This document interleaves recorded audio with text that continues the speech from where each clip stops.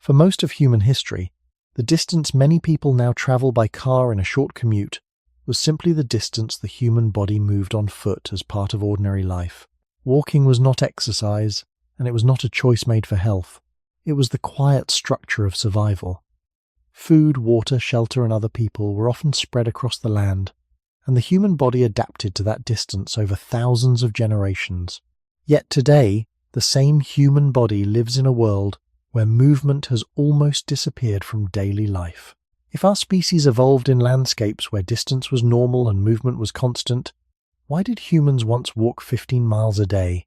For most of the time that humans have existed on Earth, the landscape around them was not organized into the compact spaces that many people experience today. Food did not sit inside buildings. Water did not arrive through pipes.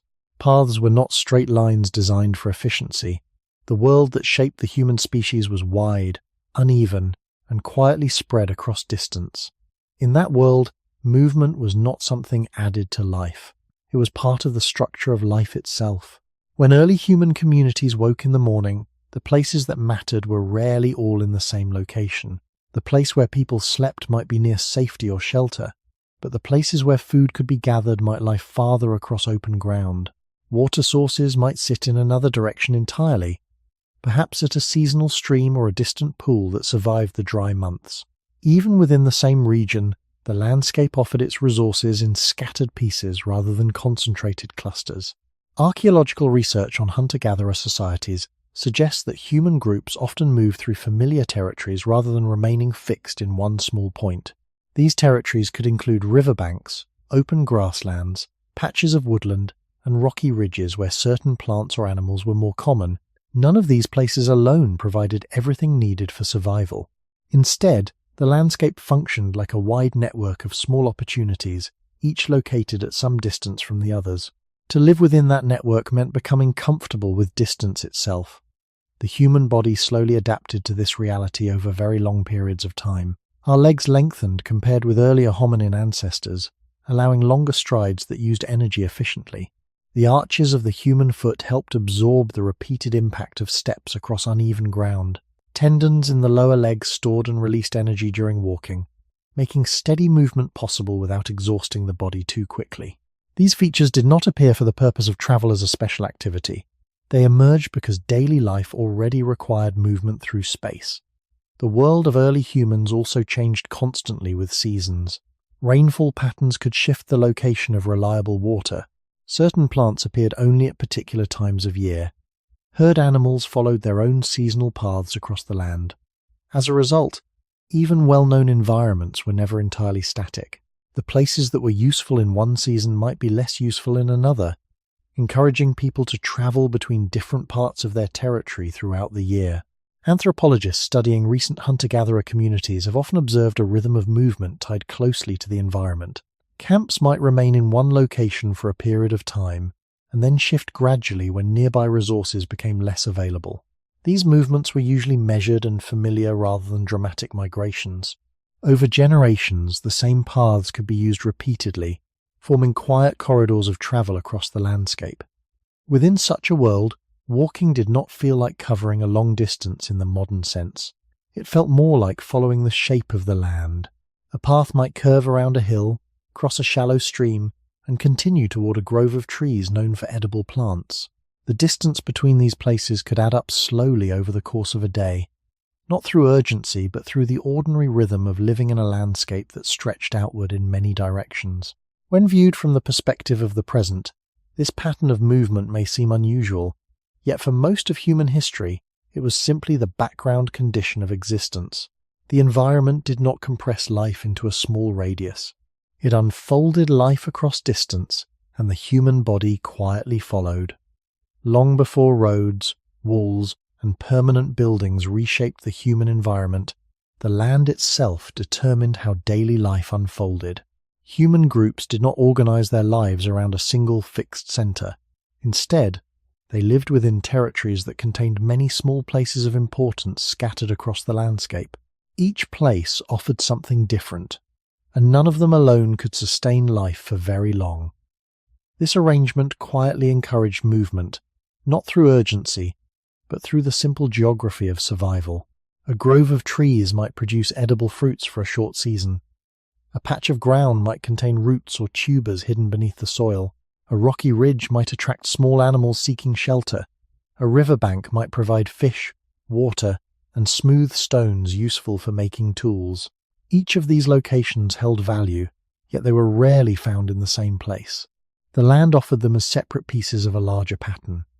Archaeological studies of early human sites often reveal clusters of activity spread across wide areas rather than concentrated in one permanent settlement. Stone tools may appear in one location where animals were processed. Plant remains may appear in another place where gathering occurred. Campsites appear in places that provided temporary shelter or safety. These scattered traces suggest that human life was not confined to a single point on the map, but unfolded across a network of familiar locations. Within such a landscape, distance slowly became a normal part of daily existence. A person leaving a temporary camp might walk toward a stream in the morning, continue toward an area known for edible plants later in the day, and return along a different path that passed through another useful part of the territory. None of these movements required urgency or speed. They followed a calm rhythm shaped by the layout of the environment itself. Over generations, this pattern created a quiet knowledge of place. People learned the shape of hills, the direction of seasonal water flows, the locations where certain trees or plants tended to grow, and the paths animals followed through the land. This knowledge was not stored in written records but in memory shared across generations. Landscapes became familiar in the same way that rooms in a home become familiar today. Paths between important locations gradually formed through repeated travel. These were not engineered roads, yet they often followed practical routes across the terrain. A path might trace the gentlest slope across a hillside, follow the edge of a valley where water was easier to find, or pass through a narrow opening between rocks that allowed people to cross difficult ground. Over time, the same routes could be used again and again by different generations. The human body moved through these spaces slowly and steadily. Walking allowed people to observe the land closely. Edible plants could be noticed along the way. Animal tracks could be followed. Changes in weather or vegetation could be recognized. Movement through the landscape was not separate from understanding the environment. It was the method through which that understanding developed. The pace of walking also matched the scale of human perception. At this speed, the sounds of animals, the texture of the ground, and the subtle signs of water or vegetation could all be noticed.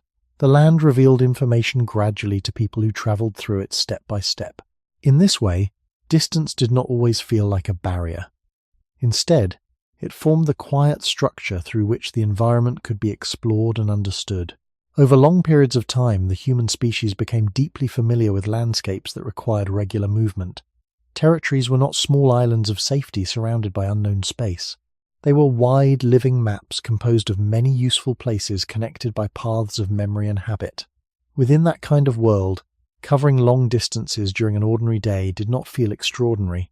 It simply reflected the scale of the environment that shaped human life for most of our history. Over long stretches of human history, the places where people slept were often chosen for safety rather than convenience. A campsite might sit on slightly higher ground where wind could disperse insects, or near trees that offered shelter from weather. It might be placed where approaching animals could be noticed more easily, or where the terrain provided a natural boundary. These choices shaped where people rested at night, but they did not guarantee that everything needed for the following day would be close by. In many landscapes, safety and resources rarely occupied the same exact location. The result was a quiet separation between the place of rest and the places of activity. Archaeological evidence from prehistoric campsites often reflects this pattern. Temporary living areas may contain traces of hearths, stone tools, or fragments of animal bone, suggesting periods of occupation that lasted for days or weeks rather than years. These sites rarely contain the full range of materials needed for survival in one spot. Instead, the surrounding region usually holds other traces of activity such as hunting locations, areas where plants were gathered, or places where stone suitable for tool-making was found. When researchers examine these patterns together, a picture emerges of human life distributed across space rather than concentrated in a permanent village. This distribution created a daily rhythm shaped by movement. A group might begin the day near a place chosen for shelter. then gradually move outward into the surrounding landscape as people search for food, water, or materials. Some individuals might travel toward a river to collect water or fish. Others might walk toward open ground where animals were more visible. Still others might move through woodland areas known for edible plants or nuts. These journeys were usually not long expeditions into unknown territory. They occurred within landscapes that people knew well through years of experience. The distances involved slowly accumulated across the day. A short walk to a stream could lead to another path toward gathering grounds. A return route might pass through yet another useful location before reaching the camp again. Each movement served a purpose connected to survival, yet none required the urgency associated with travel in modern life. The human body was well suited to this type of steady, moderate movement. Walking distributes effort across the muscles and joints in a way that allows the body to continue for long periods without extreme strain. The structure of the foot supports repeated steps, while the alignment of the legs helps maintain balance across uneven ground. Over time, such movement became an ordinary background condition of living in landscapes that offered resources at varying distances. The environment itself reinforced this rhythm. Water sources might lie in low areas of the land, while safe sleeping areas might exist on slightly higher ground. Certain plants might grow in patches influenced by soil or sunlight. Animals might move along particular routes that shifted with seasons. None of these elements arranged themselves conveniently around a single central point. Instead, they formed a dispersed pattern that required people to move between them throughout the day. Across generations, human communities developed a calm familiarity with these patterns of distance. Paths between important places were remembered, repeated, and shared within the group. Children growing up in such environments learned the terrain gradually through everyday movement. Walking was not something people decided to do for health or endurance. It was simply how life unfolded within landscapes where the pieces of survival were spread quietly across space. When seen from that perspective, covering long distances during a normal day was not unusual for most of human history. It reflected the natural scale of the world in which the human species learned to live. If the landscapes of early human life quietly encouraged movement, the human body also developed in ways that made steady travel across land possible without exhausting the organism that depended on it. Over very long periods of evolutionary time, certain features of the human body became closely connected to the act of walking long distances at a calm and sustainable pace. These features did not appear suddenly or with a single purpose. Instead, they emerged gradually as the human lineage adapted to environments where moving across space was part of ordinary survival. One of the most noticeable characteristics of the human body is the structure of the legs. Compared with earlier hominin species, modern humans have relatively long lower limbs. This length allows each step to cover slightly more ground without increasing effort dramatically. A longer stride does not necessarily mean faster movement, but it allows distance to accumulate more efficiently during steady walking. Over the course of many hours, this small advantage becomes meaningful. It reduces the amount of energy required to travel across landscapes where resources are scattered. The design of the human foot also reflects a long relationship with walking. Unlike the grasping feet of many primates, the human foot forms a stable platform that supports repeated contact with the ground. The arch of the foot acts as a flexible structure that absorbs impact and then releases energy during the next step. This process allows the body to recycle a portion of the energy generated during movement, rather than losing it entirely with each stride. Tendons in the lower leg contribute to this efficiency as well. The long Achilles tendon stores elastic energy when the foot touches the ground and releases that energy as the body pushes forward. This mechanism functions quietly and automatically, requiring no conscious effort from the person walking. Over many steps, it helps reduce fatigue and supports the kind of sustained movement that would have been common in environments where travel between resources was part of daily life. The human body also regulates heat in ways that support long periods of activity. Humans possess a large number of sweat glands compared with many other mammals. Sweating allows the body to release excess heat during extended movement, especially under warm conditions. Combined with the relatively hairless surface of human skin, this system allows heat to dissipate more effectively while the body continues to move. This form of temperature regulation becomes particularly useful during prolonged activity across open landscapes. Another feature related to sustained walking is the alignment of the human skeleton. The spine balances the upper body above the hips, allowing the head and torso to remain relatively stable, while the legs perform most of the work of movement. The pelvis supports the transfer of force between the legs and the rest of the body. These structural relationships help maintain balance while walking across uneven ground. They allow the body to move forward with minimal unnecessary motion, conserving energy over time. None of these features alone explain human movement across long distances. Instead, they form a coordinated system that works quietly in the background of ordinary activity. Walking becomes efficient not because of a single adaptation, but because many small structural characteristics support each other. The result is a body capable of sustained movement at a moderate pace without extreme strain. Anthropologists and evolutionary biologists often describe walking as one of the most energy-efficient ways for humans to move across land. When the body travels at a steady speed, the muscles and tendons operate within a rhythm that balances effort and recovery. This rhythm allows distance to accumulate gradually without requiring bursts of intense energy. Over the course of a day spent moving between scattered resources, such efficiency would have helped human communities conserve energy while still reaching the places that mattered for survival. In this way, the human body did not simply endure a world shaped by distance. It quietly became well suited to living within that world. The efficiency of the human body during steady movement is not only a matter of bones and tendons, it is also closely connected to how the body manages energy over time. For most animals, long periods of activity require frequent rest or bursts of intense effort followed by recovery. Humans, however, often operate differently. The human body is especially well suited to moderate, continuous movement that can last for many hours without extreme fatigue. This ability becomes easier to understand when the body is viewed in the context of the environments in which the human species evolved. In landscapes where resources were scattered, the challenge was rarely a short sprint toward food or water.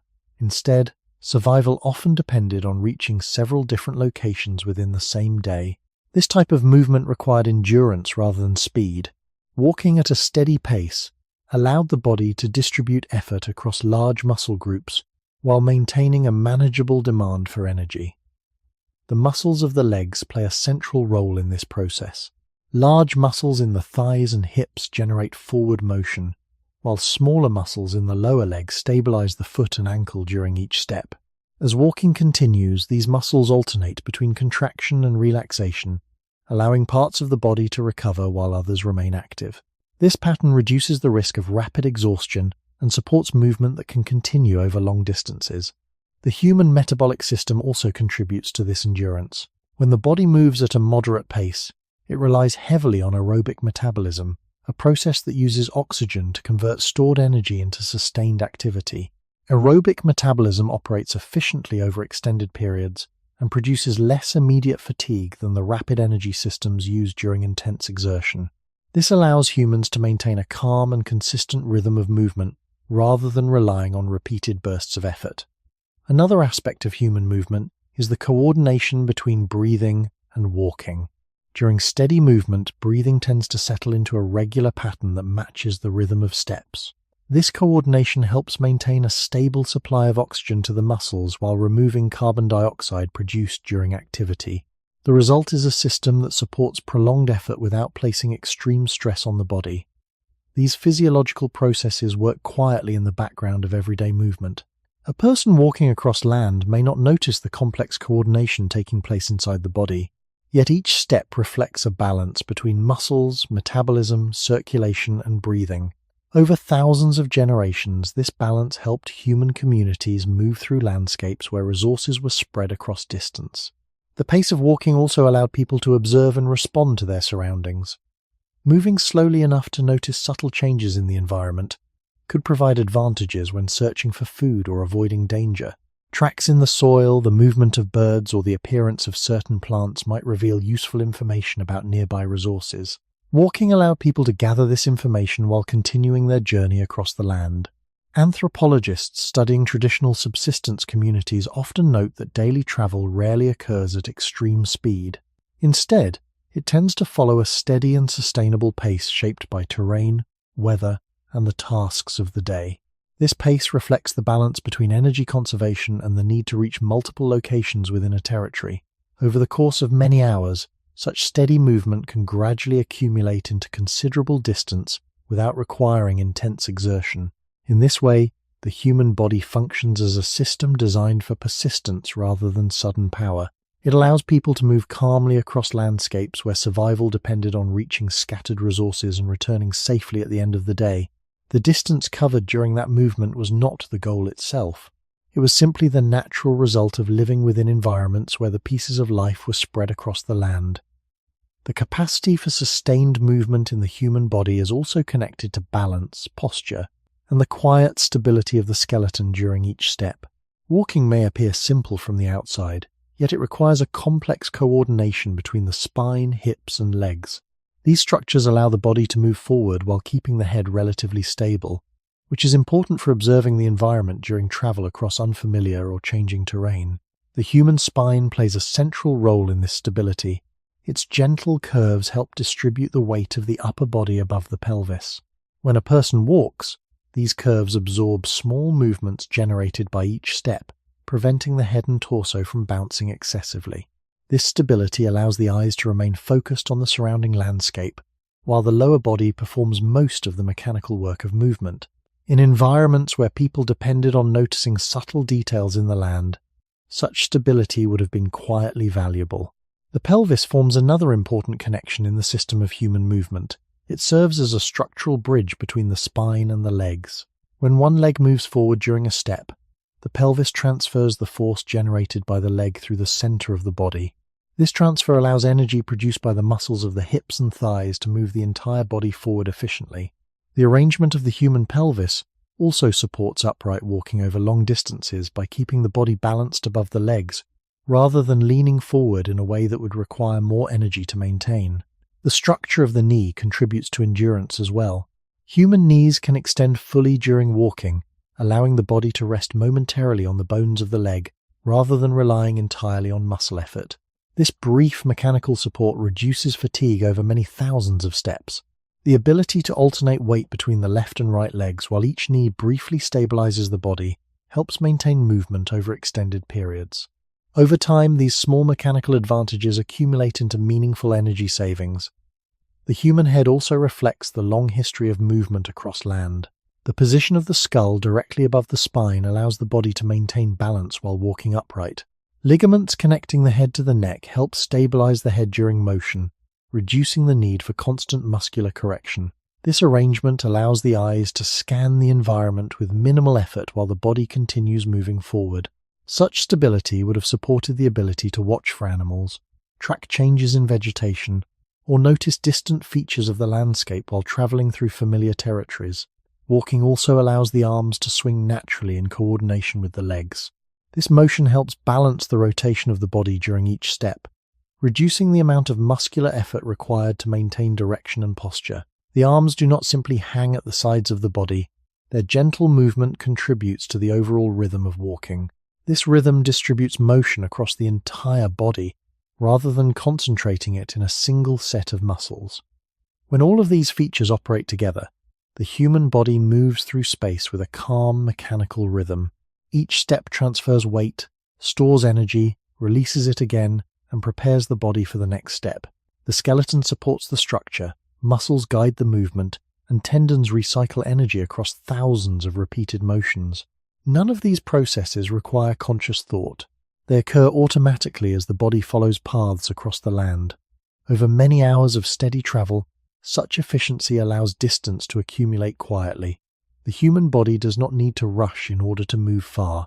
It only needs time and a steady pace. Within landscapes where food, water, and shelter were distributed across wide territories, this combination of balance, posture, and endurance allowed human communities to move through their environment without exhausting the body that carried them. Long before villages, roads, or cultivated fields appeared across the planet, much of the land where early humans lived consisted of environments that were open, varied, and constantly changing. These landscapes did not concentrate life into small enclosed spaces. Instead, they stretched outward in broad regions where water, plants, animals, and shelter existed in different locations. To live within such environments required a quiet familiarity with distance. The land itself encouraged movement simply because useful resources rarely appeared together in one place. Many of the regions associated with early human evolution contained a mixture of grassland, scattered trees, and patches of woodland. These environments are often described as mosaic landscapes, meaning they contained several different ecological zones within the same territory. A river valley might support thicker vegetation and attract animals seeking water. Slightly higher ground nearby might hold open grass where visibility was greater but shade was limited. Rocky outcrops could provide natural shelter or locations where certain minerals suitable for stone tools were found. Each part of the landscape offered different advantages, yet none provided everything needed for survival. In such mosaic environments, movement became a practical way of connecting these scattered resources. People might travel toward water during the morning hours, move toward areas where plants were available later in the day, and pass through other useful locations along the way. These movements were rarely random. Over time, human groups became deeply familiar with the patterns of their environment. They learned which areas produced food during particular seasons, where animals were likely to appear, and which routes across the terrain were easiest to follow. Evidence from archaeology often reflects this relationship between people and landscape. Sites where stone tools were made may appear near sources of suitable rock. Other locations show traces of repeated visits connected to hunting or gathering activities. Campsites sometimes appear near areas that offered a combination of safety and access to nearby resources. When these sites are mapped together, they form a wide network spread across the land rather than a single permanent center of activity. The scale of these territories varied depending on the environment. In regions where resources were more widely spaced, the area used by a group could be larger. In places where food and water were more concentrated, the territory might be smaller. Yet even in more productive environments, useful materials and food sources rarely existed in a single compact area. The landscape continued to present its resources in separated patches that encouraged regular movement between them. Climate also influenced how these landscapes functioned. Rainfall patterns determined where plants grew and where animals gathered. Seasonal changes could shift the availability of certain foods, making some locations more important at particular times of year. A valley that provided water during dry months might become less essential during periods of rainfall when water appeared in many smaller pools across the land. As a result, the usefulness of different places often changed throughout the year, encouraging people to move through their territory in ways that followed these shifting conditions. Within such environments, walking served as the quiet link between the many places that supported human life. A person moving through grassland might pass from open ground into a shaded grove, then follow a slope downward toward a stream. Each part of the landscape revealed different possibilities for food, water, or materials. Over time, these paths between locations became familiar features of daily life. The distance between them slowly accumulated as people followed the natural layout of the land. When viewed from the present, it may seem unusual that humans once moved across such wide spaces as part of ordinary life. Yet the landscapes in which the species developed rarely offered the compact arrangements that modern environments provide. The land was wide, the resources were scattered, and movement quietly connected the pieces together. In landscapes where early humans lived, the arrangement of plants and animals was rarely stable for long periods of time. The land responded constantly to rainfall, temperature, and seasonal change. What appeared to be a quiet plain or valley could transform gradually across the year as vegetation grew, dried, or shifted in response to climate. These changes shaped where food could be found and where animals might travel, and they quietly influenced how people moved through their surroundings. Many edible plants do not produce fruit or seeds continuously throughout the year. Some appear only during short seasonal windows. Tubers hidden beneath the soil may remain available longer. Yet even they are easier to find during particular times when leaves or stems reveal their presence above the ground. Berries may ripen only briefly before disappearing. Nuts may fall from trees during a limited period. These natural cycles mean that the landscape never presents all of its food resources at the same time. Instead, different areas become important at different moments in the year. Animals follow similar patterns connected to water and vegetation. Herd animals often move through territories as grass grows or dries across the seasons. Smaller animals may shift their activity depending on temperature or the availability of shelter. Birds travel between feeding areas and nesting sites that change throughout the year. For people living within these environments, observing such patterns would have been part of understanding how the land worked. Movement through the landscape allowed these patterns to be noticed and remembered. Archaeological and ethnographic research often suggests that human communities developed detailed knowledge of seasonal rhythms within their territories. People learned when certain plants could be gathered, where animals were likely to pass, and which locations became important during particular months. This knowledge was not fixed in written form. It existed as a shared understanding within the group, carried through memory and experience. To follow these seasonal opportunities required movement. A valley that produced useful plants during one season might become less valuable when those plants disappeared. Another part of the territory might become more important at a different time of year when animals passed through or new vegetation appeared. The paths connecting these places were not random routes but familiar corridors shaped by long observation of the environment. In this way, the landscape itself quietly organized human movement across space and time. The distance between important locations was not always traveled in a single day, yet many smaller journeys occurred within the same general territory. People might leave a temporary camp to visit a nearby gathering area, then continue toward water or another resource before returning. Over the course of a day, these movements could link several parts of the landscape together. The accumulation of these small journeys gradually added distance to ordinary life. Climate patterns also influenced how predictable these movements were. In some environments, seasonal change followed relatively stable cycles that repeated year after year. In others, rainfall or temperature might vary more widely, requiring people to remain flexible in their use of territory. This flexibility was supported by the ability to travel across land without relying on fixed infrastructure.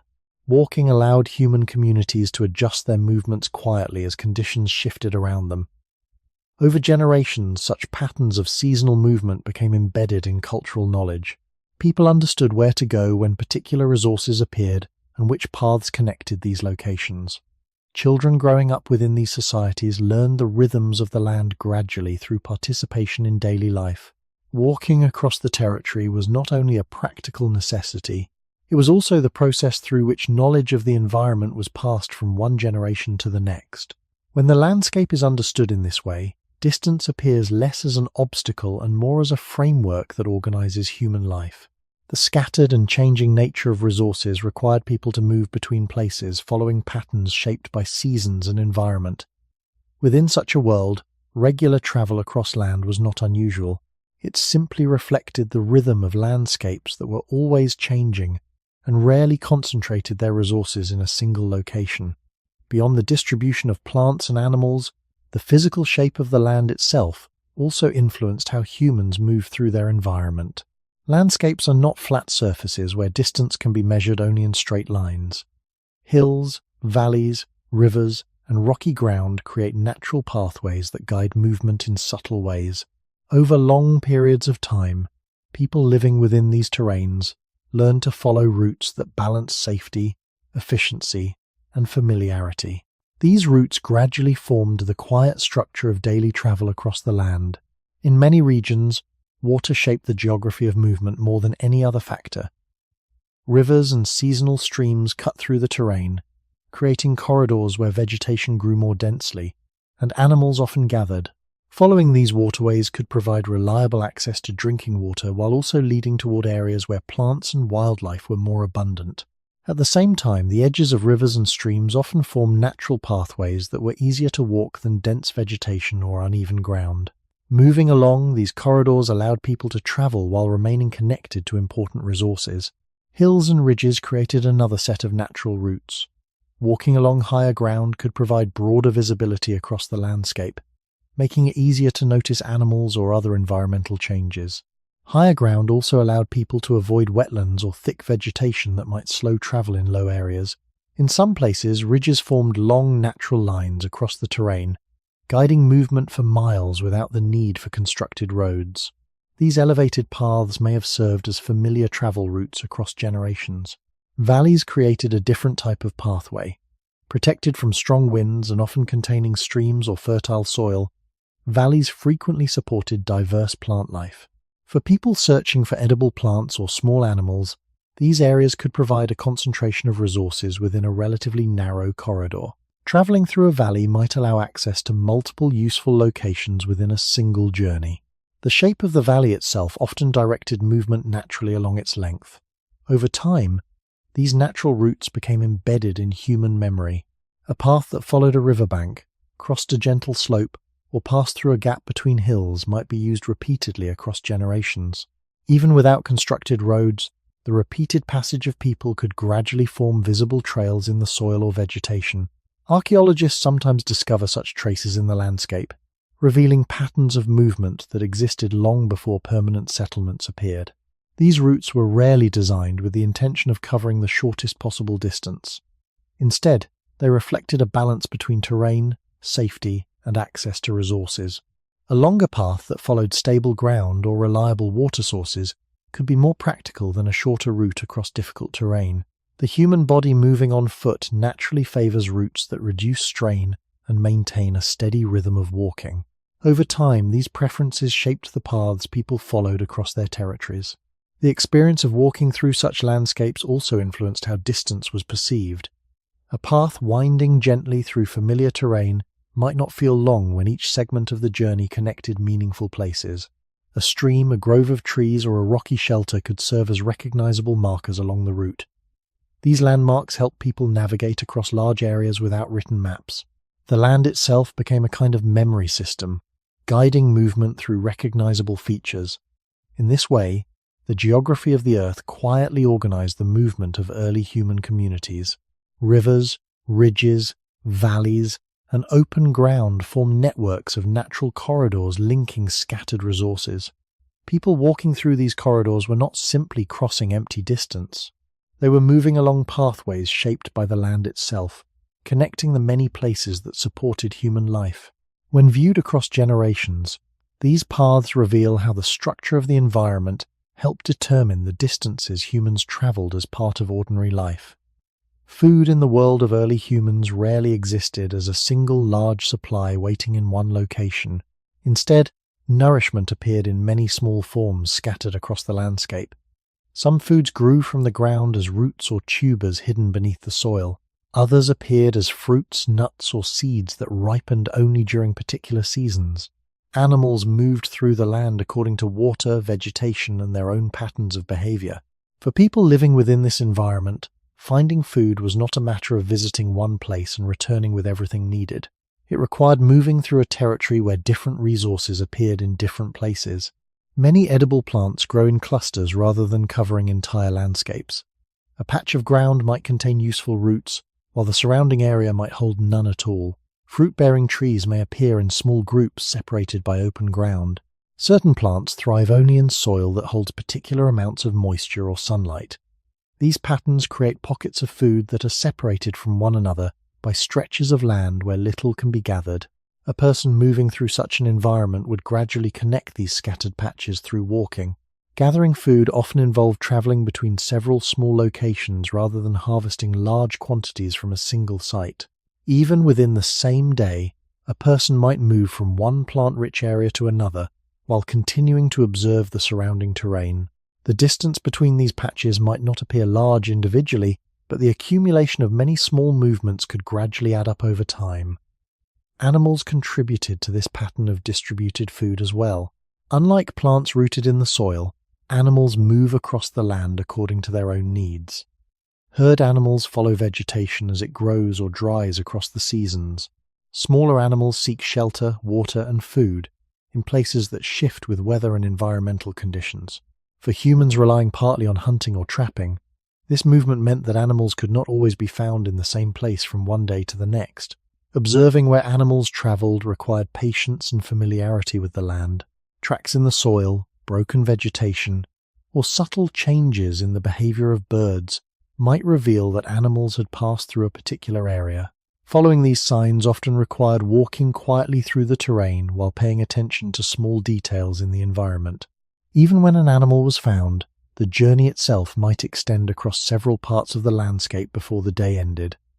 Archaeological evidence often reflects this scattered relationship between people and food sources. Stone tools associated with plant processing or animal preparation appear at many locations rather than in one concentrated site. Bones of animals may be discovered far from the places where people slept, suggesting that hunting or butchering occurred in separate areas before food was carried back to temporary camps. These patterns suggest that food gathering was closely tied to movement across space rather than remaining fixed in one location. The effort involved in collecting food also encouraged steady pacing rather than rapid travel. Searching carefully for edible plants or following animal signs requires attention to the environment. Moving too quickly would increase the chance of missing important details in the landscape. Walking provided a pace that allowed people to observe the ground, the vegetation, and the movement of animals while continuing to travel through their territory. Over long periods of time, this relationship between food and movement became a stable pattern within human life. People learned which areas of the landscape produced useful plants, where animals tended to travel, and which paths connected these locations most efficiently. The distances between food sources were rarely extreme in isolation, yet because these resources were scattered, daily life naturally included many journeys linking one place to another. Within such an environment, walking was not simply a method of transportation. It was the quiet process through which people discovered, gathered, and understood the food that sustained them. In many natural environments, food is not only scattered across space but also limited in how much can be collected at a single location. A patch of edible plants may provide nourishment for a short time, yet gathering too much from one place can quickly reduce what remains available. This natural limitation quietly encourages movement across the landscape. Rather than relying on a single source, people living from the land often move gradually between several locations where food can be found in smaller amounts. Many wild plants illustrate this pattern clearly. Edible roots or tubers may grow beneath the soil, in particular patches where the ground contains the right balance of moisture and nutrients. These patches are often small and irregular.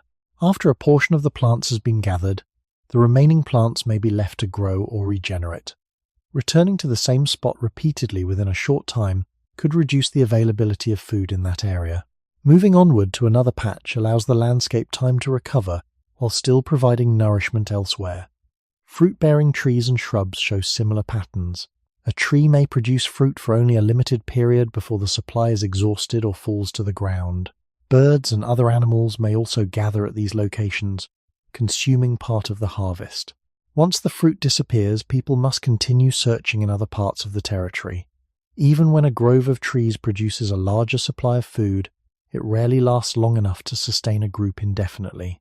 Walking from one area to another becomes part of maintaining access to food over time. This pattern of dispersed and limited resources is often described by anthropologists as a landscape of patches. Each patch offers something useful, yet the usefulness of any single patch is temporary or incomplete. Human communities living in such environments often develop a rhythm of movement that connects these patches across the land. Walking becomes the method through which the pieces of the landscape are linked together into a workable system of survival. Animals contribute to this dynamic as well. Herd animals graze across wide areas rather than remaining permanently in one place. Smaller animals search for food among changing vegetation and may shift their locations as conditions change. For people relying on hunting or trapping, success often depends on understanding these patterns of movement. Observing the land and traveling through it increases the chances of encountering animals at the right moment. Archaeological evidence sometimes reveals this relationship between people and dispersed food sources. Tools associated with plant gathering or food preparation appear at multiple locations across a region rather than within a single concentrated site. Remains of different plant species may be discovered in places where those plants naturally grow, suggesting that people gathered them directly from the surrounding environment rather than transporting them over very long distances. These patterns indicate that food gathering often occurred through repeated visits to many small locations across the territory. The process of moving between patches also allowed people to observe changes in the environment. While walking, a person might notice the early appearance of fruit on a tree, the tracks of animals moving through soft soil, or the growth of new plants after rainfall. Such observations helped guide future movements through the landscape. Walking was not only a way of reaching food sources, it was also the way knowledge about those sources developed. Over time, this pattern of scattered resources and careful movement became deeply familiar within human communities. People learned where useful plants tended to grow, how long certain food sources lasted, and which routes connected them most easily. The distances between patches might not seem large individually, yet the act of linking many of them together across a day naturally increased the amount of walking involved in daily life. Within this system, movement was not extraordinary. It simply reflected the structure of a landscape where food appeared in many places rather than in one permanent supply. The relationship between people and food in early human environments was not only shaped by where resources appeared, but also by how people carried what they gathered. Unlike modern storage systems where large quantities of food can be transported and preserved easily, early human communities worked within practical limits set by the human body itself. Food gathered from the land often needed to be carried by hand, in simple containers, or in bundles that could be managed while walking. These limits quietly influenced how far people traveled and how they moved through the landscape while gathering food. Many plant foods are relatively light in small quantities but become heavy when collected in larger amounts. Roots pulled from the soil may carry moisture and weight. Nuts and seeds gathered from the ground accumulate quickly in baskets or skin bags. Even fruits, though soft and easy to eat, can become difficult to carry when gathered in large numbers. Because of these physical limits, people gathering food often needed to balance the amount they collected with the distance required to carry it back to a place where others were waiting. This practical balance sometimes meant that gathering occurred in stages across the landscape. A person might collect a moderate amount of food from one patch and then continue walking to another nearby location where different plants were available. Rather than filling containers completely in one place, gathering could involve connecting several smaller locations along a path through the territory. Each stop added a little more to what was being carried. Over the course of the journey, the amount of food increased gradually, while the distance traveled also grew. Hunting introduced another set of challenges related to carrying food. When an animal was successfully captured, the entire animal could rarely be transported easily over long distances in a single piece. Archaeological studies of animal bones sometimes suggest that animals were processed in the place where they were caught. Meat, fat, and other useful parts were separated and carried back in portions rather than moving the entire animal intact. This process required additional movement between the hunting location and the place where the group gathered later. The structure of human social groups also played a role in how food moved across the landscape. In many small communities, different individuals or small groups might gather food in separate areas and later return to a shared location. This pattern allowed people to explore multiple parts of the territory at the same time, while still maintaining cooperation within the group. The return journeys from these different locations formed a network of paths converging toward temporary camps or resting places. Walking between food sources and gathering places therefore became part of the rhythm of daily life. The distances involved were shaped not only by where food existed, but also by how food could be transported once it was found. A patch of plants located too far from camp might require several trips, or the group might decide to move its resting place closer to that resource for a period of time. The flexibility to adjust movement according to food availability helped people maintain access to resources spread across the landscape. Over time, this relationship between food, carrying, and movement reinforced a pattern in which people regularly traveled between different locations within their territory. The landscape did not present food in a single place that could be visited briefly and then left behind. Instead, it offered nourishment through many scattered points connected by the paths people walked each day. When viewed together, these small journeys reveal how the structure of food resources shaped the distances humans traveled as part of ordinary life. Among all the resources that shaped the daily movements of early human communities, water held a particularly steady importance. Food sources could appear and disappear with the seasons, but water remained a constant necessity for both people and the plants and animals they depended on. Because of this, many landscapes were organized quietly around the presence or absence of reliable water. Rivers, springs, lakes, and seasonal streams often formed the central points of activity within a territory, even though these places rarely contained everything required for survival.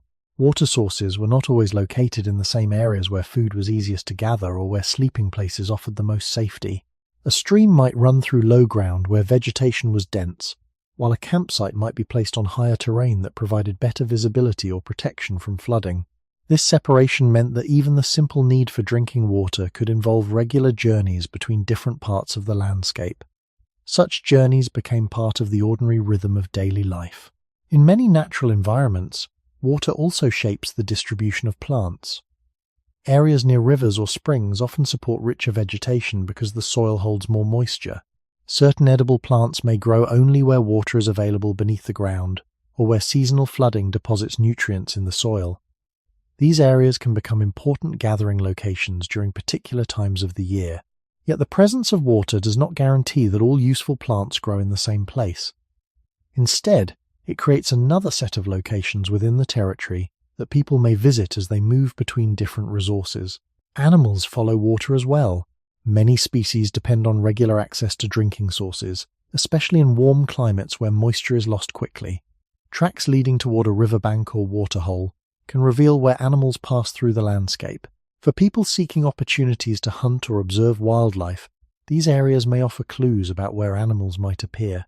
Walking toward water can therefore serve multiple purposes at once, providing access to drinking water while also increasing the chances of encountering animals or useful plants nearby.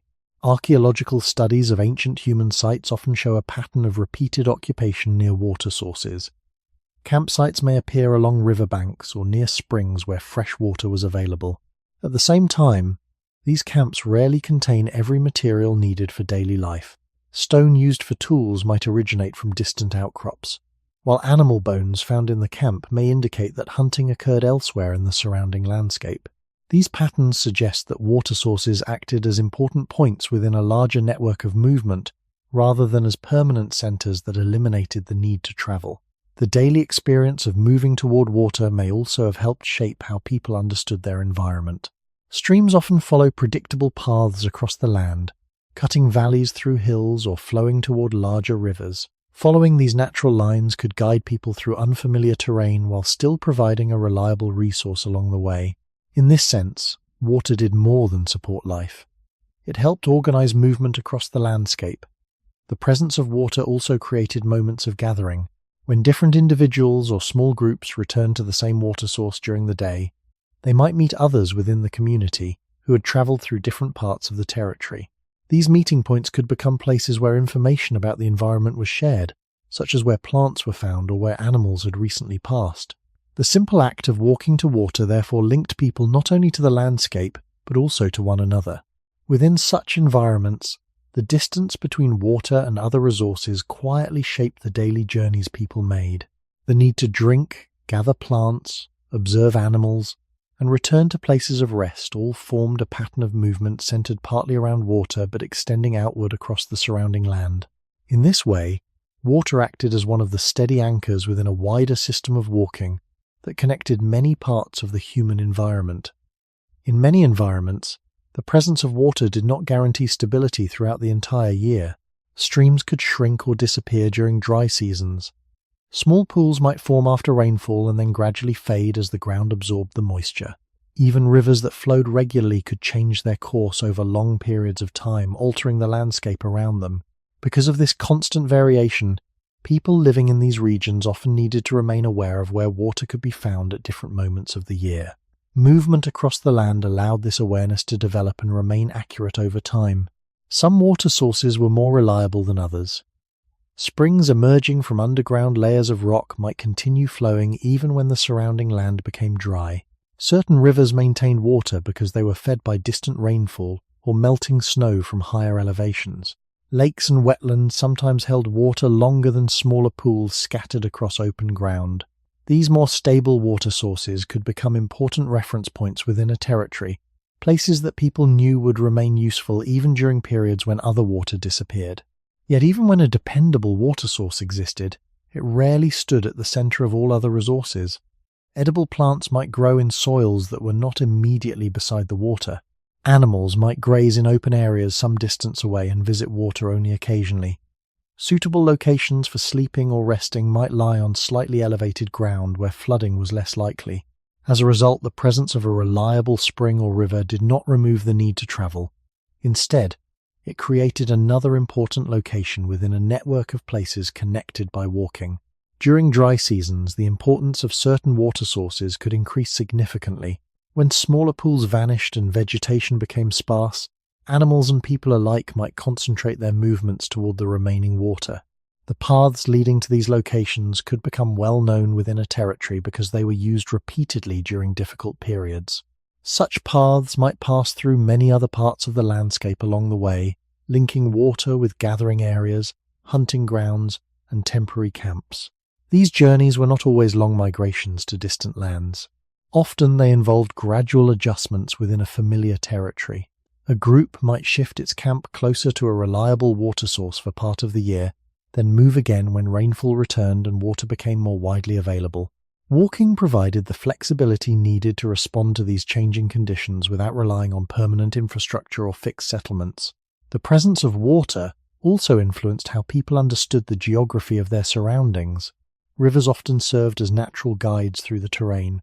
Following the flow of water could lead from higher ground to valleys, or from smaller streams to larger rivers that crossed broad regions.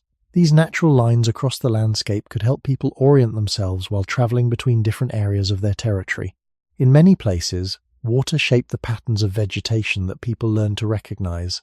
Greener plants might appear along stream banks even when surrounding areas were dry. Certain animals might leave tracks near the edges of water where soft soil preserved their movements. Observing these signs while walking allowed people to gather information about the environment while continuing their journey. Water, therefore, functioned not only as a resource, but also as a source of knowledge about the land. Over generations, human communities developed a quiet understanding of these patterns. People remembered where water remained during dry periods, how long certain pools lasted after rainfall, and which routes provided the easiest access to these places. This knowledge was passed through experience as individuals moved across the territory again and again. The act of walking between water and other resources gradually formed a familiar map within the memory of the group. In landscapes shaped by seasonal water, distance was not simply measured in miles or hours. It was experienced through the connections between places where water appeared, disappeared, and returned with the rhythms of the environment.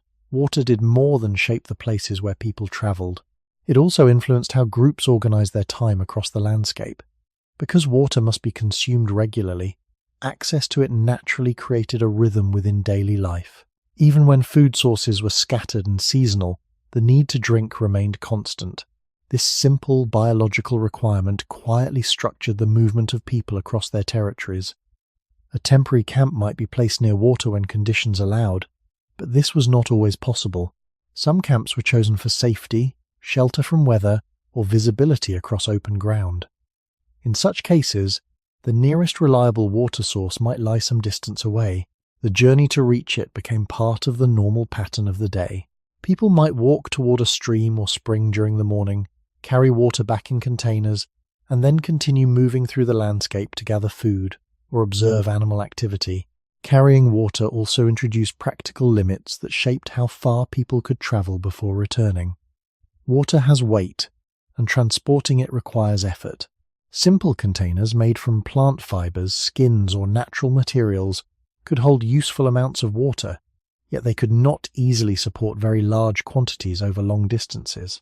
Because of this, journeys to collect water often formed repeated paths across the landscape.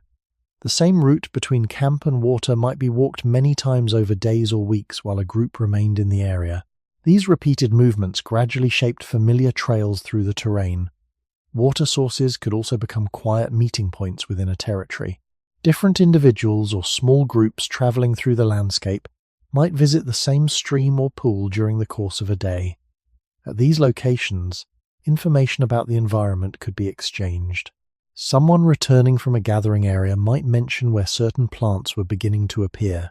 Another person might describe animal tracks noticed along a nearby ridge. Through such conversations, knowledge of the territory circulated among members of the community. These exchanges strengthened the shared understanding of where useful resources were located.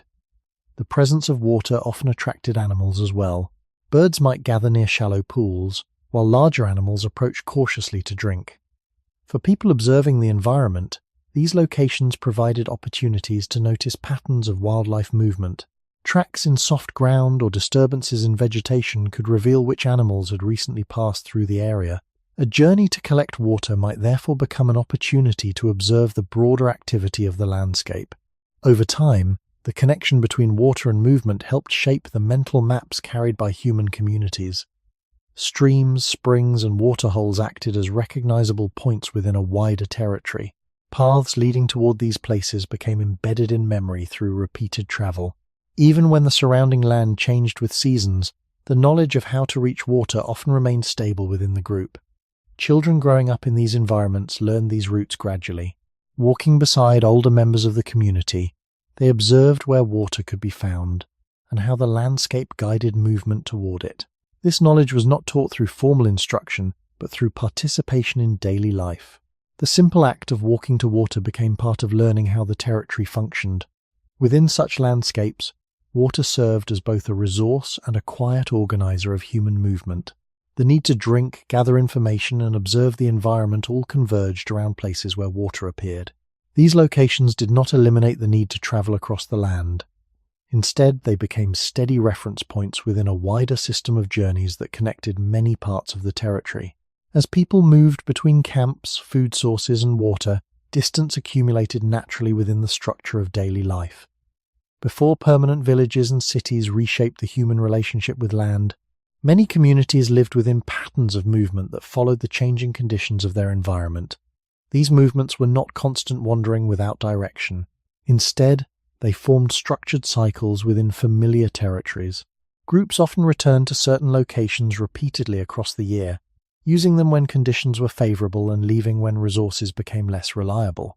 Within these patterns, the places where people stayed were temporary rather than permanent, and the distance between them quietly shaped how life unfolded across the landscape. Temporary camps could appear in locations that offered practical advantages at a particular moment. A group might settle near a patch of edible plants while those plants were abundant. At another time, they might choose a site closer to water during a dry season.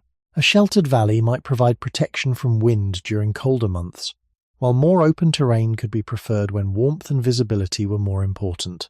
Each campsite represented a short pause within a longer rhythm of movement rather than a fixed center that defined the entire territory. Archaeological evidence often reflects this pattern of temporary occupation. Many prehistoric campsites contain traces that suggest relatively brief use. Hearths used for cooking or warmth appear alongside fragments of stone tools and the remains of meals. Yet these traces rarely accumulate in the deep layers that would indicate long-term settlement. Instead, the evidence suggests that people returned to certain places periodically while also traveling to other parts of their territory when conditions changed. This repeated use of multiple camps created a network of familiar locations spread across the land. The distances between these camps varied depending on the environment and the needs of the group. In some regions, a camp might remain in the same place for a longer period if nearby resources continued to provide food and water. In other situations, a group might shift its camp more frequently as plants were gathered or animals moved elsewhere. These changes were usually gradual rather than sudden. The movement from one place to another often followed paths that had been used many times before. Within this system, walking connected the different camps and resource areas across the territory. A path leading from one campsite might pass through gathering areas, water sources, and hunting grounds before reaching another suitable place for rest. The journey between these locations could involve many hours of steady movement, yet it was guided by knowledge built through experience across generations. The human body moving on foot allowed people to travel between these places without requiring complex tools or infrastructure. The structure of social groups also influenced how movement occurred. Small communities often divided tasks among their members.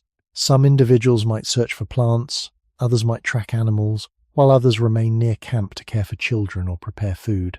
These activities created many overlapping journeys through the territory during a single day. People moved outward from camp toward different parts of the landscape and later returned along familiar routes. Over time, the accumulation of these daily journeys contributed to the distances people traveled as part of ordinary life. The decision to move a camp entirely represented another layer of movement within this system. When nearby resources became less available, a group might gradually relocate to another known area within its territory. Such shifts did not mean abandoning the previous location permanently. Instead, the group might return months later when conditions changed again. These recurring movements created a cycle in which the same landscapes were visited repeatedly across generations. Children growing up within these communities learned these patterns by participating in them. They walked the same routes that older members of the group had followed for years, gradually learning where camps could be placed and which paths connected them to water, plants, and animals. Through this experience, movement became woven into the structure of social life. Walking across the territory was not an extraordinary event. It was simply how people remained connected to the many places that sustained them. Within communities that relied on temporary camps rather than permanent settlements, movement across the territory did not happen all at once. Instead, it unfolded through many smaller journeys that spread throughout the day. A camp might remain in one location for a period of time, yet life around that camp was rarely still. People left and returned repeatedly as they gathered food, observed the environment, and maintained contact with other parts of the territory. These outward and return movements created a pattern in which the landscape surrounding a camp became connected through daily travel. When a group established a temporary resting place, the camp itself served mainly as a point of coordination rather than a place where all activities occurred. Fires might be maintained there, food might be prepared, and people might sleep during the night. Yet many of the tasks that supported daily survival happened beyond the immediate area of the camp. Gathering edible plants often required traveling to patches where those plants grew naturally. Hunting or observing animals might involve moving quietly through open ground or along ridges where visibility was greater. Water might be located at a stream or spring some distance away. Because these resources were rarely concentrated in one location, individuals or small groups often traveled outward from camp in different directions. Each journey followed paths shaped by familiarity with the terrain.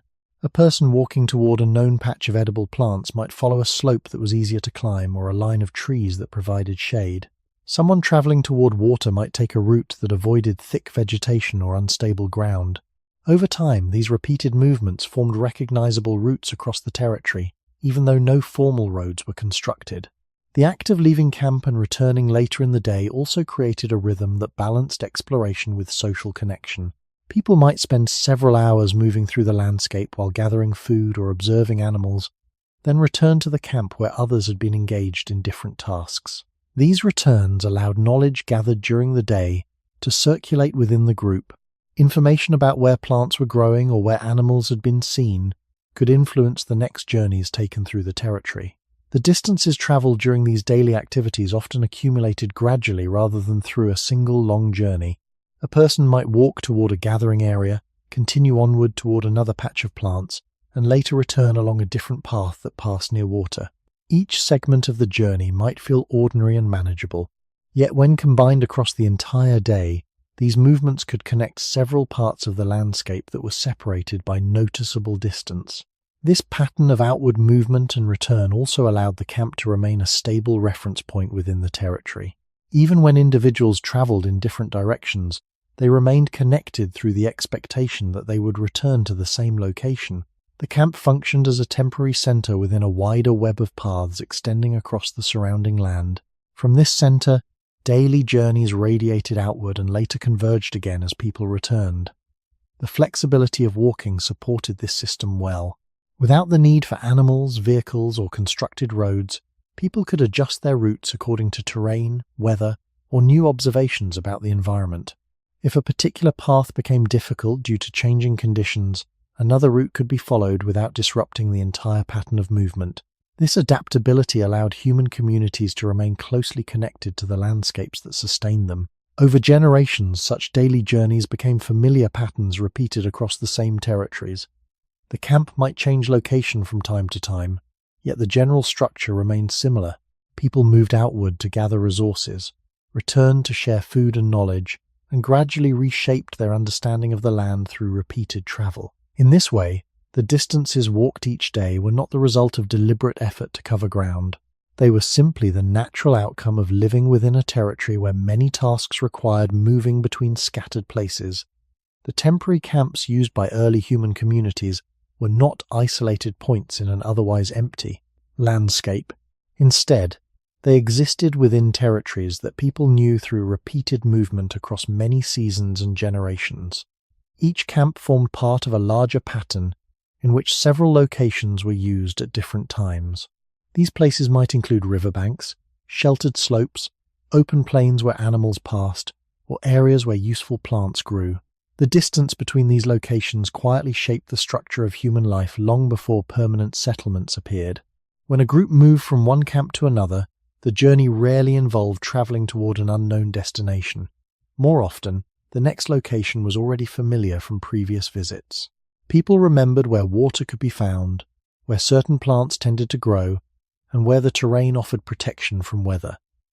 These memories formed a mental map that guided movement across the territory. Walking allowed people to follow these remembered paths without requiring permanent roads or markers in the land. The decision to shift a camp could arise from many small changes in the environment. Nearby plants might have been gathered gradually over several days. Animals that once passed through the area might have moved elsewhere as vegetation changed. A water source might have become less reliable during a dry period. When these changes accumulated, it often became practical to move the camp to another place where conditions were more favorable. Such movements were usually measured and deliberate rather than hurried. The entire group might travel together, carrying tools, containers, and other belongings to the next location. The distances involved varied depending on the landscape and the resources available within the territory. Some moves might cover relatively short distances to reach another familiar site nearby. Others might involve longer walks toward a different part of the territory that had not been visited for some time. Regardless of the distance, the journey itself connected two places that already belonged to the group's knowledge of the land. Walking provided the most reliable way to travel between these camps because it allowed people to carry what they needed while remaining attentive to the environment. Along the way, individuals could observe changes in vegetation, notice animal tracks, or identify new sources of materials useful for tools. The journey itself became another opportunity to gather information about the landscape. Over generations, the repeated movement between camps formed routes that became part of cultural memory. These routes might follow rivers, cross gentle passes between hills, or trace the edges of valleys where walking was easier. Even when no visible path remained in the ground, the knowledge of how to travel between important places persisted within the community. Children growing up in these societies gradually learned these routes by walking them with older members of the group. The cycle of camps also shaped how distance was experienced in everyday life. Because people expected to move periodically between familiar locations, traveling across several miles of land did not necessarily feel unusual. It represented the connection between one known place and another. Each camp served as a temporary center within a wider network that extended across the territory. The paths linking these centers formed a quiet system of movement, repeated again and again across generations. In this way, the pattern of temporary camps created a landscape organized by walking. Camps, water sources, gathering areas, and hunting grounds formed a network of places connected through steady movement on foot. The distances between them were not accidental. They reflected the scale of the environments where human communities lived for most of their history. As people moved between these locations over time, walking remained the simplest and most consistent way to remain connected to the land that sustained them. Long before written maps or recorded directions existed, human communities developed another way of understanding the landscapes around them. The knowledge of territory lived inside memory. Hills, rivers, groves of trees, and open plains were not simply parts of the scenery. They became recognizable markers within a mental map shared by members of the group. Walking through the same regions across years gradually built a detailed awareness of where important places were located and how they were connected across the land. This knowledge developed slowly through repeated experience. A person traveling beside older members of the community might learn that a certain bend in the river often held fish during particular months. Another part of the valley might be remembered for the presence of edible plants that appeared after seasonal rains. A ridge might serve as a reliable path across difficult terrain, while a cluster of rocks might signal a location where animals frequently passed. Each of these features became a point of reference within a larger network of places remembered through movement. The process of learning these landscapes was not separated from daily life. It occurred through participation in ordinary activities such as gathering food, observing animals, or walking between camps. As individuals moved through the territory, they gradually recognized the patterns of the land. The shape of a hill might indicate where water flowed after rainfall. The color of certain plants might reveal the presence of fertile soil nearby. Even subtle features of the terrain could signal useful information once they were recognized repeatedly over time. Anthropologists studying traditional societies often observe that such knowledge of landscape can become remarkably precise. People may remember the locations of distant water sources, seasonal plants, or travel routes without the aid of written records. This ability does not rely on extraordinary memory alone. It emerges from a lifetime of walking through the same territory and observing how different places connect to one another. The human brain gradually organizes these experiences into a spatial understanding of the environment. Walking plays an important role in building this form of knowledge. Moving slowly across land allows the mind to link each location to the next. A path followed many times becomes associated with landmarks that appear along the way. A grove of trees might signal that water lies nearby. A slope of particular rock might indicate the direction of a familiar valley. These features guide movement in much the same way that signs or maps guide travelers today. The mental map formed through such experiences often extends far beyond the immediate surroundings of a camp. Over years of travel, people learn how different parts of their territory relate to one another. They remember which routes connect gathering areas to water sources, which valleys provide shelter during certain seasons, and which ridges allow easier travel across the land. This network of remembered places allows movement to occur with confidence even across large areas. The knowledge is also shared within the community. Stories, conversations, and daily travel all contribute to passing this information from one generation to the next. A younger person walking beside an experienced member of the group might hear explanations about where certain plants grow or why a particular path is easier to follow. Through these shared journeys, the mental map of the territory becomes a collective form of knowledge rather than something held by a single individual. Over time, this shared understanding of the landscape helps organize movement across the territory.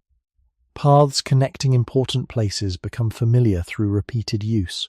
The distance between them is remembered not through numbers or measurements, but through the experience of walking from one landmark to another. Within such a system, traveling several miles across land does not necessarily feel like covering an abstract distance. It feels like moving through a sequence of known places that together form the living map of the human environment. As people continued to move through their territories over many years, the mental maps formed in memory became increasingly detailed. The landscape was no longer perceived as a wide and unfamiliar space. Instead, it became organized into sequences of recognizable places connected by routes that had been walked many times before. A river bend might lead to a grove of trees. That grove might mark the beginning of a slope that opened toward a valley where certain plants were known to grow. Each place flowed naturally into the next, forming a chain of locations remembered through experience. These sequences of landmarks made travel across the land more predictable. A person setting out from camp did not need to imagine the entire journey at once. Movement could unfold gradually by following one familiar point after another. The next hill, the next stream, or the next cluster of rocks became a reference guiding the direction of travel. In this way, distance was experienced not as a single long stretch of ground, but as a series of smaller segments connecting meaningful places. Walking played an essential role in forming these sequences within memory. The human mind tends to remember spaces more easily when they are experienced step by step. As the body moves through the environment, the brain records the relationships between landmarks, the slope of the terrain, the direction of water flow, the location of shade, and the position of distant hills all contribute to an internal understanding of the land. Repeated journeys reinforce these patterns until the routes become deeply familiar. Over time, such knowledge allowed people to navigate across large territories without written instructions or physical maps. A person could travel from one camp to another by recalling the sequence of places encountered along the route. The memory of these places acted as a guide, helping maintain orientation even in landscapes where many areas appeared similar at first glance. The reliability of these mental routes depended on careful observation during previous journeys. Subtle features of the landscape often became important markers. A line of trees following the edge of a stream could indicate the direction of water. A particular arrangement of rocks might mark a path between hills. Even changes in vegetation or soil color could signal that a familiar place was nearby. These details were learned gradually through repeated travel and shared knowledge within the group. The process of remembering these routes also shaped how communities understood their territories across generations. When older members of a group walked with younger companions, they often pointed out features that served as guides. A young person might be shown where a path divides near a ridge or where a stream changes direction before reaching a valley. These small pieces of information helped reinforce the mental map shared by the community. Over time, the routes themselves became part of cultural knowledge. Certain paths might be known as the easiest way to reach water during dry seasons. Others might be remembered for passing through areas where useful plants grew. Some routes might be preferred when traveling with children or carrying gathered food, while others might offer faster travel across open ground. Walking along these paths allowed each generation to experience the territory in the same way that previous generations had known it. Within this system, distance did not always feel like a barrier separating places. Instead, it became the space through which one familiar location led to another. The territory unfolded gradually as people moved through it, guided by landmarks and remembered routes. The more often these paths were walked, the stronger the connection between memory and landscape became. In this way, the act of walking quietly strengthened the mental map that allowed human communities to remain connected to the many places that supported their lives. Over many generations, the repeated act of walking through the same territory gradually transformed the landscape into a network of remembered relationships. Each journey reinforced how places connected to one another. A ridge was not only a high point in the land, it was the path that led toward a valley. A stream was not simply a source of water, it was also the marker that indicated how far someone had traveled from a camp or gathering area. Through this process, the environment became a living system of orientation that existed inside the shared memory of the group. This type of knowledge develops most easily when movement through the land happens regularly. When people walk the same routes many times across months and years, small details that might otherwise go unnoticed begin to form reliable guides. The shape of a distant hill may reveal the direction of a familiar valley beyond it. The pattern of certain trees may indicate the presence of water underground. Even the angle of sunlight across a slope during particular times of the day can help confirm a traveler's direction. These observations accumulate slowly through experience, rather than through deliberate measurement. The process of remembering landscapes in this way also depends on the pace of walking. Moving on foot allows the mind to register the sequence of places encountered along a route. Each step connects the present location with the one that came before and the one that will appear next. Over time, the brain learns to organize these experiences into a continuous chain of spatial relationships. A journey across several miles of land may therefore feel like moving through a familiar story whose chapters are marked by recognizable features of the terrain. Such mental maps can extend across surprisingly large territories. Anthropological studies of traditional societies often show that people can describe routes linking distant locations with remarkable detail. They may recall where water can be found along the way, where certain plants grow during particular seasons, and where the terrain becomes difficult to cross. These descriptions are rarely expressed in terms of measured distances. Instead, they follow the order of landmarks encountered while walking through the land. This shared knowledge also supports cooperation within the community. When individuals travel through the territory, they can communicate directions by referring to known places rather than abstract measurements. Someone might explain that a certain gathering area lies beyond a bend in the river or behind a hill visible from the camp.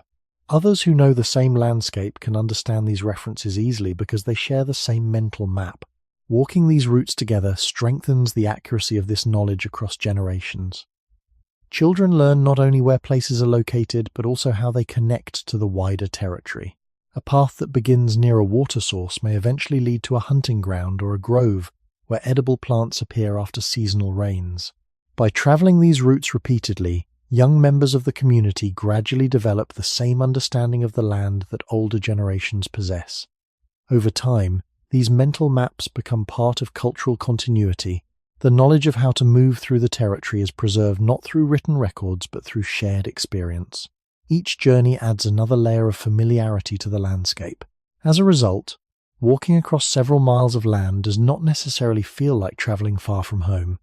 It feels like moving through a series of places that belong to the collective memory of the group.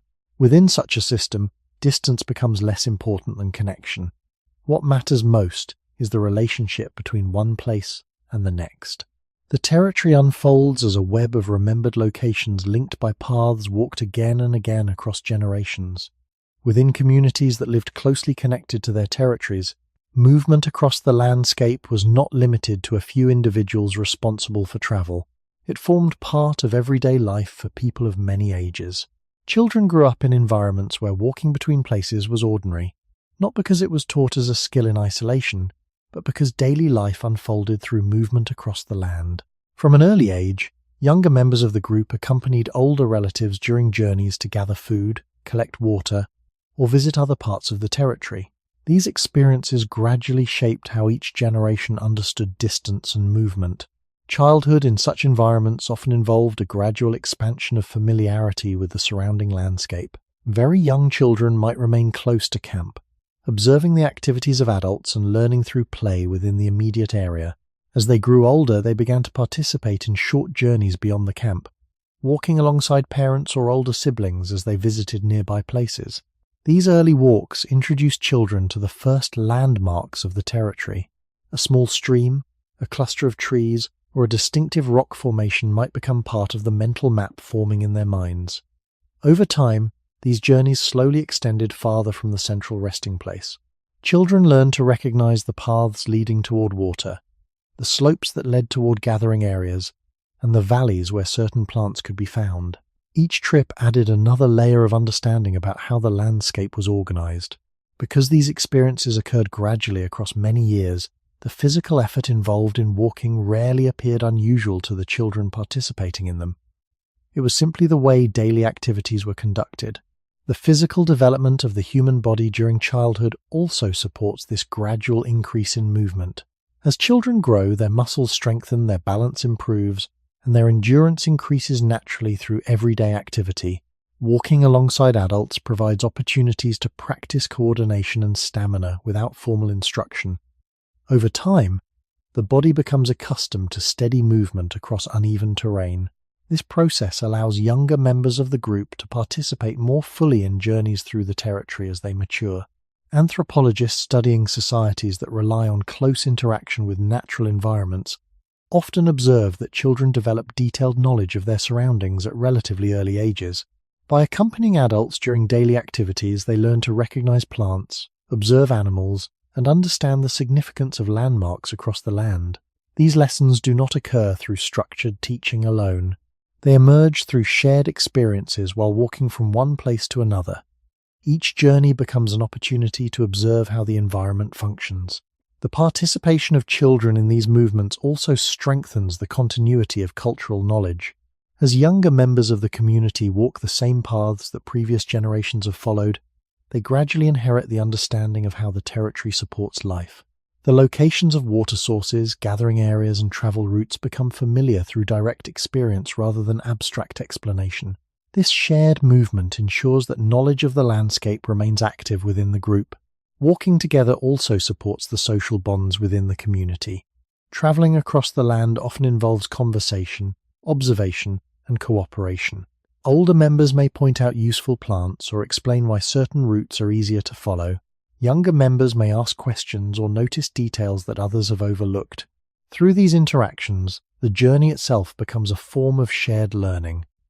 Within such a system, the distance walked each day reflects the combined activities of many members of the group. Adults searching for food, children learning the landscape, and families traveling together between camps all contribute to the movement that connects different parts of the territory.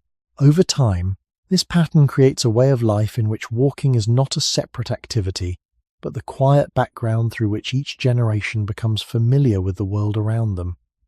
As children gradually became more familiar with their surroundings, their role within the daily movements of the community also began to expand. What began as simple observation near camp slowly turned into participation in the wider network of journeys that connected different parts of the territory. This transition did not occur suddenly. It unfolded through many small experiences in which younger members of the group accompanied older relatives during ordinary tasks carried out across the landscape. A child who had once walked only short distances might begin to travel farther while helping gather plants or carry small bundles of food. These journeys allowed younger members of the community to experience how different places were connected. A patch of edible plants might lie beyond a small ridge. A stream might flow through a valley reached by following a familiar path between trees. By walking these routes repeatedly, children gradually learned the relationships between landmarks that organized the territory. The environment itself became the classroom in which these lessons took place. Participation in gathering activities often provided some of the earliest opportunities for children to travel beyond the immediate area of camp. Edible plants that grew in clusters across the land required careful observation and patience. Adults searching for these plants might move slowly through the terrain, scanning the ground and vegetation for signs of useful food. Children accompanying them could watch how these searches unfolded, while also learning how to recognize the plants themselves. The pace of walking during these activities allowed time for explanation and practice. Over many seasons, such experiences built familiarity with both the landscape and the skills needed to move through it. As children grew older, they sometimes began exploring parts of the territory with companions of similar age. These small journeys allowed them to practice navigation using the landmarks and routes they had already learned. A group of young people might walk toward a stream known to lie beyond a certain hill or follow a path leading to a grove of trees where fruit appeared during particular months. These explorations remained connected to the larger community because the routes and destinations were already part of shared knowledge within the group. Through these journeys, children developed confidence in their ability to travel through the landscape. They learned how long it took to walk between certain places and how the terrain changed along different routes. Subtle details of the environment became meaningful guides. The direction of a slope, the sound of water, or the appearance of distant hills could help confirm their location within the territory. These skills were not learned through formal instruction but through repeated movement across familiar ground. The physical experience of walking also strengthened endurance over time. Children who regularly traveled with their community gradually adapted to the rhythm of steady movement across the land. Their bodies grew accustomed to walking across uneven terrain, climbing slopes, and crossing streams. Because these activities were woven into daily life, the physical effort involved rarely appeared extraordinary. It was simply part of how people moved through the world around them. The presence of younger travelers also influenced the pace of movement within the group. Journeys often followed rhythms that allowed everyone to remain together while observing the landscape along the way. Adults might pause to point out useful plants or explain how certain paths connected different areas of the territory. These pauses created moments of shared attention in which knowledge of the environment continued to circulate across generations. Over time, the gradual expansion of children's journeys ensured that each new generation inherited the same familiarity with the land that older members possessed. The territory was not discovered anew by every generation. Instead, it was learned step by step through the simple act of walking together across the places that sustained the community. As children grew into adolescence and adulthood within these communities, the familiarity they had built with the landscape gradually turned into responsibility. The same paths they once followed beside older relatives now became routes they could travel independently. What had begun as learning through observation slowly became active participation in the daily movement that sustained the group. The territory was no longer simply a place to explore, it was a network of locations that each person helped maintain through knowledge and movement. By this stage of life, individuals often knew many of the important routes within the territory. They understood how certain paths connected water sources, gathering areas, and temporary camps. A slope that once appeared as an ordinary part of the landscape might now be recognized as the easiest way to reach a valley where edible plants appeared during particular seasons. A bend in a river might signal the direction toward a familiar campsite used when the weather changed. These details formed a practical understanding of how to travel efficiently across the land. Participation in gathering and hunting activities expanded this knowledge further. Adults responsible for finding food needed to move through the territory with attention to subtle changes in the environment. The growth of plants, the tracks of animals, and the presence of water all influenced where people traveled on a given day. Individuals who had spent years walking these landscapes gradually developed the ability to interpret these signs quickly. Movement across the land became not only a physical activity, but also a process of reading the environment. The social structure of the community also relied on this shared knowledge of movement. When different members of the group traveled through the territory during the day, they remained connected by their understanding of how the landscape was organized.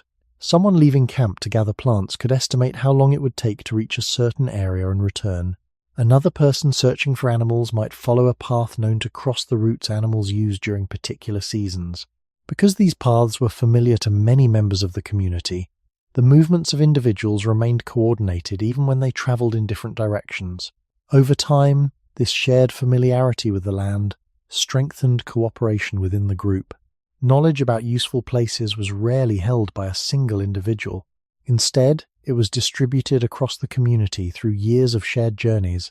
Conversations during travel often included reminders about where certain plants had recently appeared or where water was still available during dry periods.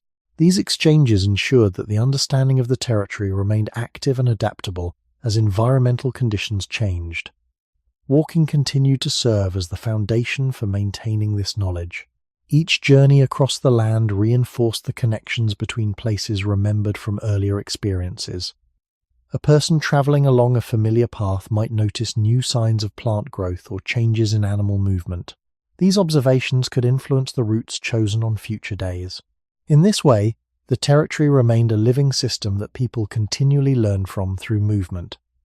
The repeated use of these paths across generations gradually formed a cultural relationship with the land. Routes connecting camps, water sources, and gathering areas became part of the shared heritage of the community. Even as environmental conditions shifted over time, the memory of how to move through the territory remained embedded within the group. Younger members inherited this understanding by walking the same routes their elders had followed for many years. Within such a way of life, the distances traveled each day were not the result of deliberate exercise or exploration. They were the natural outcome of a society in which every generation learned the landscape through movement.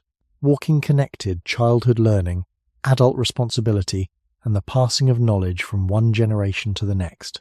Through these journeys, the territory itself remained familiar, alive, and continuously understood by the people who depended on it. For most of human history, walking was not simply a way to move from one place to another. It was the primary technology that allowed the human species to exist across vast and varied landscapes.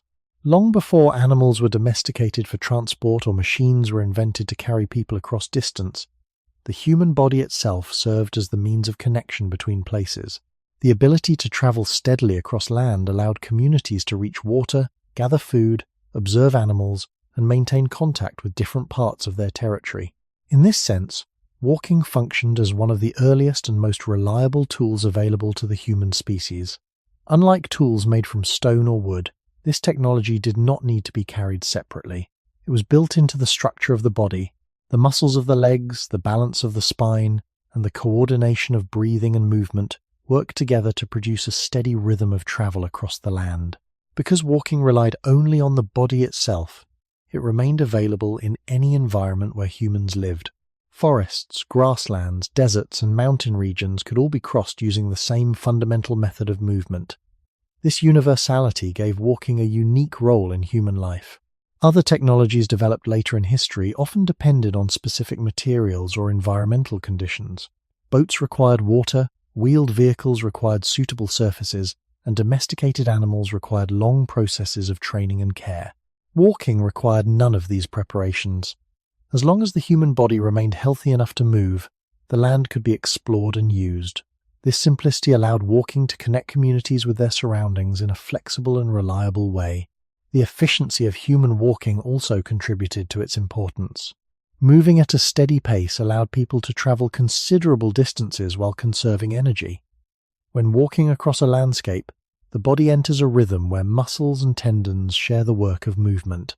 This rhythm makes it possible to continue traveling for many hours without extreme fatigue. Over the course of a day, such movement can gradually cover large portions of a territory while still leaving energy for other tasks, such as gathering food or preparing shelter. Walking also allowed people to remain attentive to the environment while traveling. Because movement occurred at a moderate pace, individuals could observe plants, animals, and terrain along the way.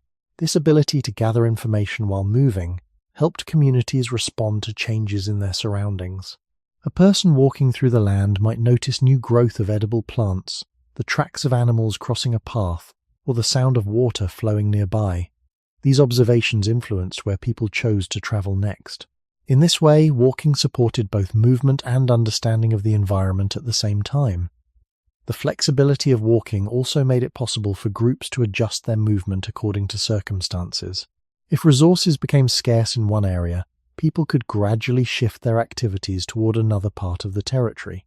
If weather conditions changed, routes could be altered to follow more sheltered paths or reach water more quickly. Because walking did not depend on fixed infrastructure, these adjustments could occur without requiring major changes in how people traveled. Over generations, this form of movement became deeply integrated into human culture. Paths connecting important places were remembered and used repeatedly. Knowledge about the land was shared through journeys taken together. Walking linked camps, gathering areas, water sources, and hunting grounds into a coherent system that supported daily life. In this sense, walking was not only a physical activity, but also a method through which human communities organized their relationship with the landscape. Within the environments where the human species developed, the body itself functioned as the most dependable form of transportation. Every journey across the territory relied on the same simple process of placing one step after another across the ground. Through this quiet technology, human communities were able to remain connected to the many places that sustained their lives. When walking is understood as the primary means of movement for early humans, the scale of human life begins to appear differently. Territories were not organized around roads or vehicles, but around the distances that a person could comfortably travel on foot while still completing the tasks required for survival. The rhythm of daily life, therefore, followed the natural limits and abilities of the human body. Movement was measured not by speed but by steadiness, and distance accumulated gradually as people traveled between the places that mattered within their environment. In such a world, the human body itself determined how space was experienced. A valley located several miles away was not unreachable, but it required time and familiarity with the path that led there. A stream crossing the land might serve as a guide for travel because following water often meant easier terrain and access to other resources along the way. Walking connected these places through repeated journeys, allowing people to move across landscapes without needing permanent structures to support travel. Over many generations, this pattern shaped how territories were organized. Camps, gathering areas, and water sources were often located within distances that could be reached through steady walking during the day. This arrangement did not mean that people never traveled farther. Longer journeys certainly occurred when groups moved between regions or followed seasonal opportunities. Yet the structure of everyday life usually developed around the practical range of movement that the human body could sustain repeatedly. Anthropological studies of societies that rely on close interaction with natural environments often show that daily activities are distributed across several locations within a territory. People might leave a resting place in the morning to gather plants, continue toward another area where animals were more likely to appear, and later return along a route that passes near water. Each segment of the journey might involve only moderate distance, but together they form a network of movement across the land. This network gradually defines the boundaries of the territory used by the community. Walking also allowed people to adjust their routes easily according to changes in terrain or environmental conditions. A path that was easy to follow during dry weather might become difficult after rainfall. Vegetation might grow thicker along certain routes while opening in others. Because travel depended only on the human body, people could alter their movement patterns without needing to rebuild roads or transport systems. This flexibility helped communities remain closely connected to the shifting conditions of their environment. The pace of walking further supported this adaptability. When moving at a moderate speed, individuals could observe the land carefully while traveling. Changes in plant growth, animal tracks, or the appearance of water could influence decisions about where to go next. Walking, therefore, allowed movement and observation to occur simultaneously. The journey itself became a way of monitoring the environment while continuing to travel through it. Over long periods of time, these patterns of movement created routes that were known throughout the community. Some paths might be used frequently because they connected important places such as water sources and gathering areas. Others might be traveled only during certain seasons when particular resources became available. The territory gradually became organized through these repeated journeys rather than through permanent structures built into the land. Within this system, walking functioned as more than a method of reaching distant places. It provided the framework through which space itself was understood. Distances were experienced through the time and effort required to walk between familiar locations. the human body moving on foot became the measure by which the landscape was organized. Camps, resources, and landmarks all existed within a network defined by how people could travel through the land using the quiet and reliable technology of walking. When walking serves as the main way a species moves through its environment, the structure of life gradually adjusts to that form of movement. Over long periods of time, human communities organized their daily activities around distances that could be reached by foot without exhausting the body. Camps, gathering areas, water sources, and hunting grounds did not exist as isolated points. They formed networks of places connected through paths that people could travel steadily over the course of a day. Within this system, walking was not simply a means of transportation.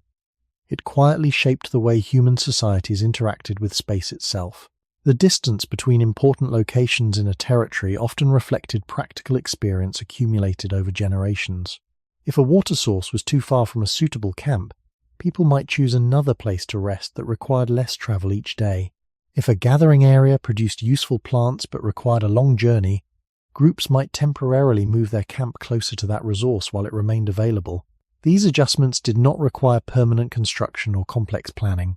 They relied on the flexibility provided by walking as the basic method of movement. This flexibility also influenced how territories were shared and remembered within a community. Because people traveled regularly across different parts of the landscape, knowledge of the territory did not remain limited to a single place. Many members of the group became familiar with the paths connecting camps, water sources, and gathering areas. This shared experience allowed people to coordinate their activities even when they traveled in different directions during the day. Each person moving through the territory contributed to maintaining the network of routes that connected its important places. The act of walking also allowed people to carry information across the land. When individuals returned from gathering plants or observing animals, they often brought knowledge about changes in the environment. They might describe where new vegetation had appeared after rainfall or where animals had recently passed through the terrain. These observations influenced where the group traveled next. The ability to move easily between places allowed this information to circulate within the community and remain useful for future decisions. Over time, the repeated use of walking routes created patterns of movement that could persist for generations. A path that followed a riverbank or crossed a valley might remain useful for many years because the features of the landscape changed slowly. Even when vegetation shifted or weather patterns altered parts of the terrain, the general direction of these routes often remained recognizable. The landscape itself preserved the memory of how people had traveled through it before. Walking also maintained a close relationship between human perception and the environment. Because travel occurred at a pace that allowed observation, people remained attentive to the details of the land while moving across it. The presence of water, the growth of plants, and the movement of animals all became visible signs guiding future journeys. The territory was not experienced as empty space between destinations. It was a continuous environment where information about survival appeared along the path itself. In this way, walking functioned as a quiet system connecting people, knowledge, and landscape. The human body moving on foot linked scattered resources into a coherent pattern of daily life. Camps were connected to gathering areas, water sources, and hunting grounds through journeys repeated many times across years and generations. Through this system, distance did not simply separate places. It became the space through which human communities remained connected to the environments that sustained them. Long before ships crossed oceans or vehicles carried people across continents, the human species gradually spread across the earth by moving step by step through the landscapes available to them. This expansion did not occur as a single journey or a coordinated migration across the globe. Instead, it unfolded slowly across thousands of years as communities moved through familiar territories, occasionally reaching new regions that offered water, plants, animals, and suitable places to live. Walking provided the quiet foundation that made this gradual expansion possible. Early human communities did not leave one place and immediately travel vast distances into unknown lands. Movement typically occurred within territories that were already understood through experience. Over time, however, these territories sometimes extended outward. A valley explored while searching for plants might lead to another river beyond a ridge. A route followed while tracking animals might reveal new areas where food and water were available. These discoveries did not necessarily lead to permanent settlement immediately, but they gradually expanded the range of places known to a community. As generations passed, this process repeated many times. Children who grew up within a territory eventually became adults who continued exploring the edges of that same landscape. Some of these journeys extended slightly farther than those of previous generations. A path once used occasionally might become a regular route if it led to reliable resources. Over time, the boundary between familiar territory and unexplored land slowly shifted outward. Walking allowed this expansion to occur without requiring large technological systems or organized expeditions.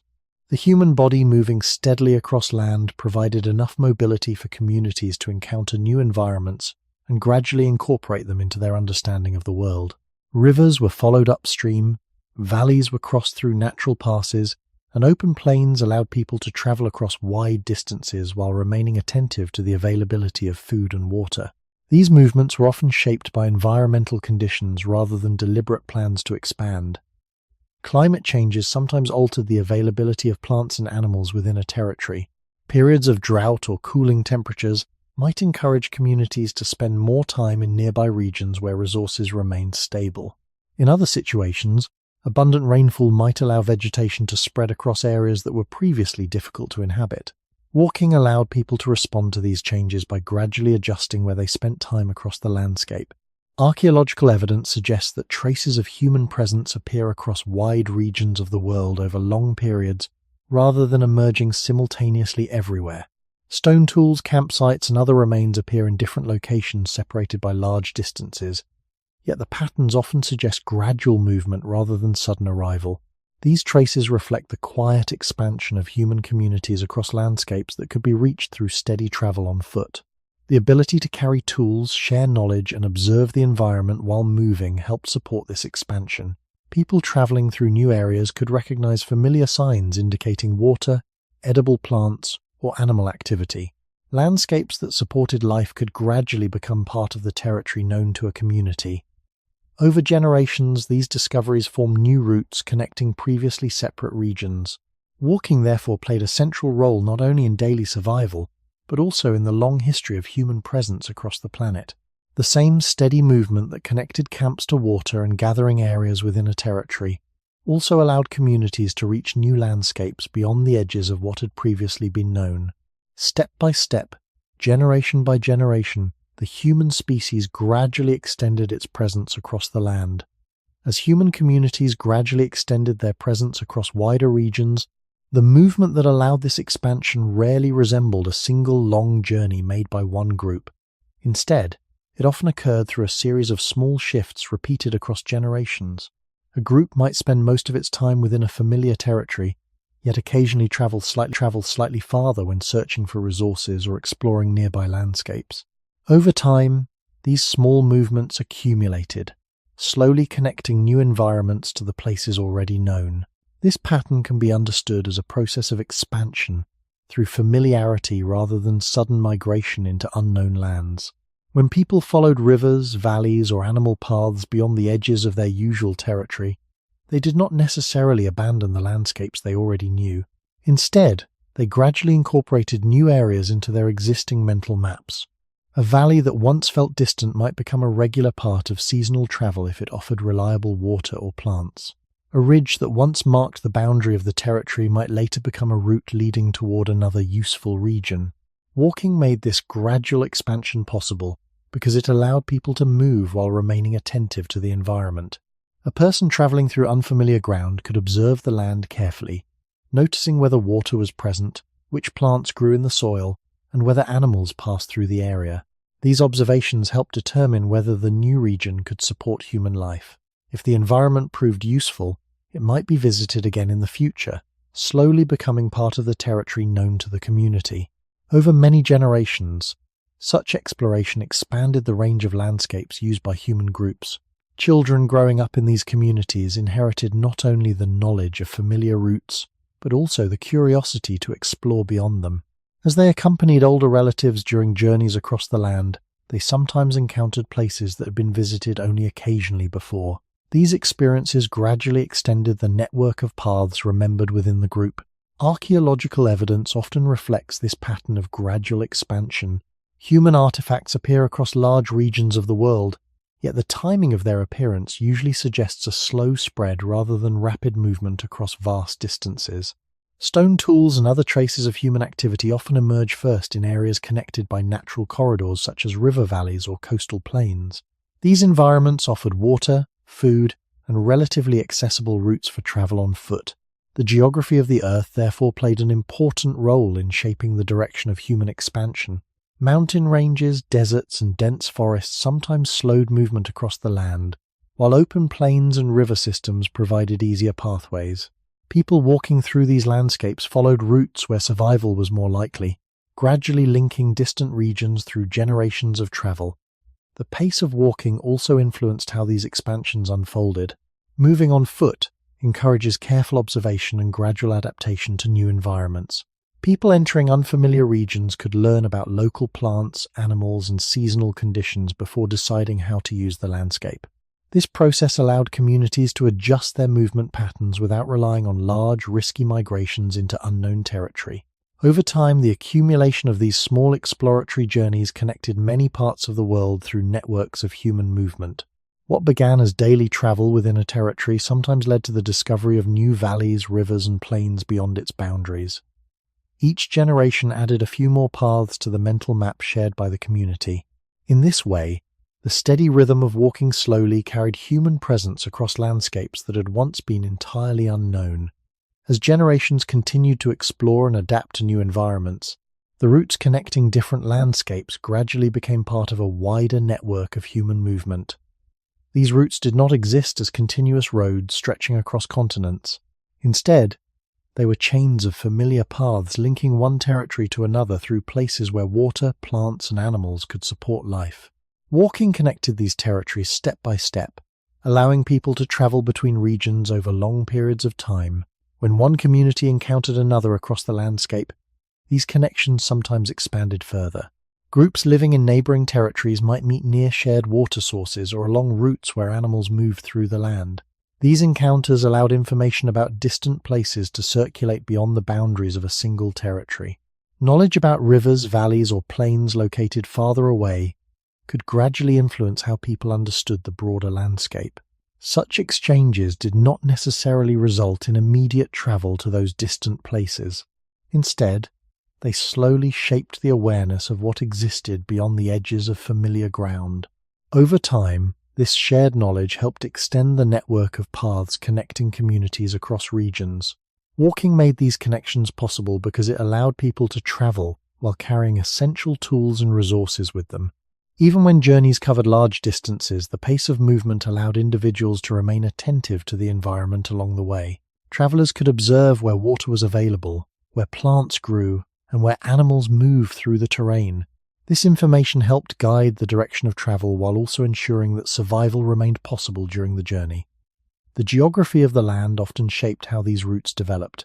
River valleys frequently served as natural corridors connecting distant areas because they provided water, vegetation, and relatively accessible terrain. Coastal regions also supported travel because food from the sea and shoreline could sustain people moving along the coast. Open plains allowed wide visibility across the landscape, helping travelers locate water or animal activity from afar. In contrast, dense forests, deserts, or steep mountain ranges sometimes limited the speed of expansion because survival within these environments required different knowledge and resources. Archaeological discoveries across the world revealed traces of these long-term movements. Stone tools, campsites, and other remains appear in places that are separated by vast distances, yet they often share similarities in how they were made. These similarities suggest that knowledge and techniques moved between communities over time, carried by people traveling across the land. The spread of these technologies provides evidence that human movement connected regions that might otherwise appear isolated on a map. Walking also allowed people to adapt gradually to the conditions of new landscapes. Entering a different environment required learning about unfamiliar plants, animals, and seasonal patterns. The steady pace of travel on foot provided time to observe these changes and adjust behavior accordingly. Communities could spend time in new areas before deciding whether those places could support regular use. This careful process of adaptation helped reduce the risks associated with living in unfamiliar environments. Over thousands of years, these patterns of movement slowly extended the presence of the human species across many parts of the planet. The journeys that accomplished this expansion were rarely dramatic events remembered as single migrations. They were often quiet extensions of daily travel repeated across generations.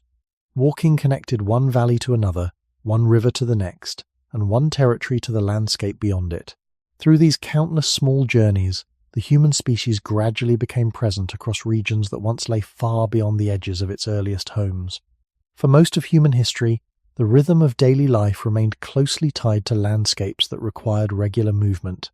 Camps, water sources, and food-gathering areas formed networks across territories where walking connected many parts of the environment. Yet over time, gradual changes in how people obtained food began to alter this pattern. In some regions, communities started to rely more heavily on plants that were deliberately grown near places where people lived. This shift did not happen suddenly or everywhere at the same moment. It appeared slowly in different parts of the world as people experimented with cultivating plants that had once been gathered from the wild. When plants began to grow consistently near places where people stayed, the relationship between movement and survival started to change. Instead of searching across wide landscapes for scattered resources, some food could now be found within a smaller area surrounding a settlement. Crops planted in fields required attention and care during their growth, encouraging people to remain nearby while the plants matured. This change did not eliminate movement entirely, but it gradually reduced the need to travel long distances each day in search of food. The presence of cultivated plants also influenced where people chose to live. Fields needed soil that could support repeated planting, access to water, and land that could be cleared or maintained over time. When these conditions were favorable, communities sometimes returned to the same location year after year to tend crops. Over many seasons, these places could develop into more permanent settlements where houses, storage areas, and other structures appeared. The distances between important locations within daily life began to shrink as more activities occurred close to these settlements. Archaeological evidence from early farming communities often shows signs of this gradual shift. Remains of cultivated grains or other crops appear near places where people lived, along with tools used for planting, harvesting, and processing food. Storage structures sometimes appear as well, suggesting that food could be kept for later use rather than gathered fresh each day. These developments reduced the need for constant movement across large territories because some resources could now be produced and preserved near the place where people stayed. Even as agriculture developed, walking continued to play an important role in daily life. Fields needed to be tended, water collected, and materials gathered from surrounding areas. Yet the scale of these movements often became smaller than the journeys required in landscapes where food sources were widely scattered. Instead of traveling across many miles to gather plants or observe animals, people could reach their fields or nearby resources within shorter distances from home. This gradual change in the organization of space also influenced how people understood their surroundings. Territories that once extended across wide regions began to concentrate around villages and cultivated land. Paths that had once connected distant camps and gathering areas were replaced by shorter routes linking homes, fields, water sources, and nearby woodlands. The landscape was still important, but its relationship with daily movement had shifted toward a more localized pattern. The process of settling near cultivated land did not occur everywhere at the same pace. In many regions, communities continued to combine farming with other activities such as gathering wild plants or hunting animals.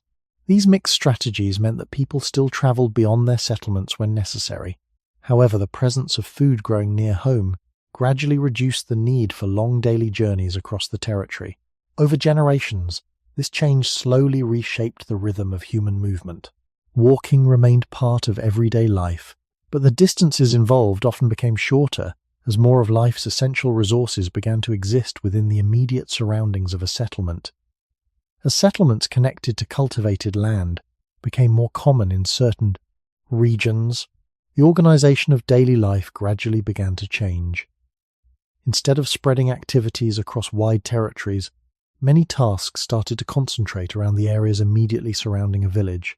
Fields, storage areas, houses, and water sources formed a cluster of important places within a relatively small radius. This clustering slowly altered how people experienced distance in their daily routines. When crops were planted near homes, people returned to the same fields repeatedly throughout the growing season. Seeds needed to be placed in the soil, weeds removed, and crops protected as they matured. Harvesting also required careful attention when plants were ready.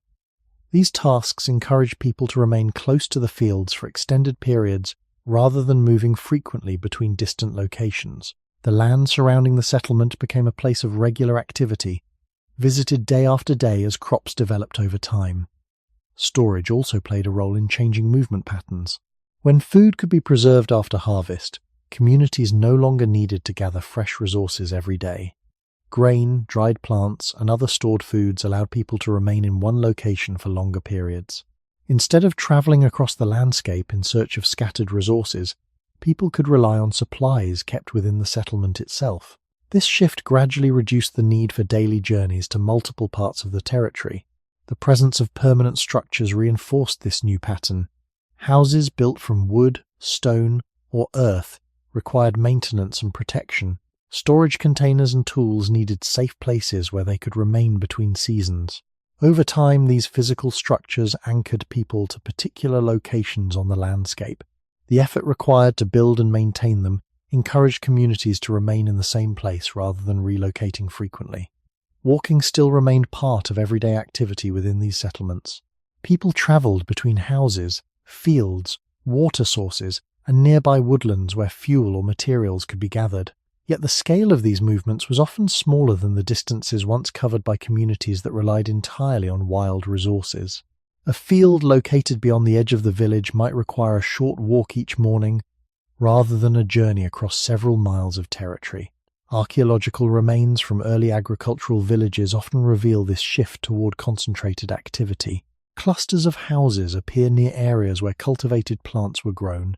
Storage pits or containers indicate that food could be preserved locally rather than transported across large distances. Tools associated with farming appear frequently within the same locations where people lived, suggesting that daily work occurred close to home.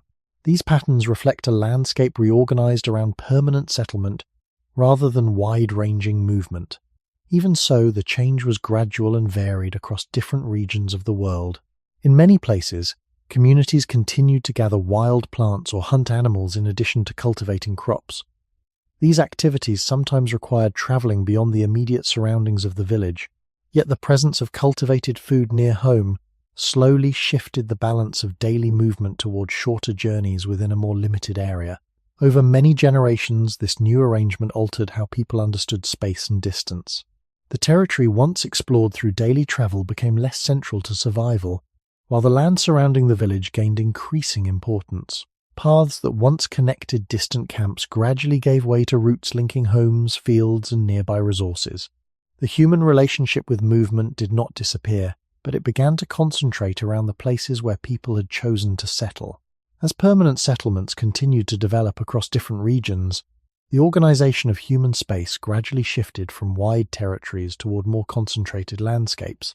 Villages and later towns began to function as centers where many aspects of daily life occurred within a relatively limited area. Houses, storage structures, workspaces, and gathering places formed clusters that allowed people to remain close to one another and to the resources they relied on. This concentration slowly changed the relationship between human movement and the land. In earlier periods, when resources were scattered across natural environments, movement connected many distant places within a territory. With the rise of settlements, more activities began to take place within the immediate surroundings of a single location. Fields for cultivation often extended outward from the village but remained close enough to be reached easily on foot.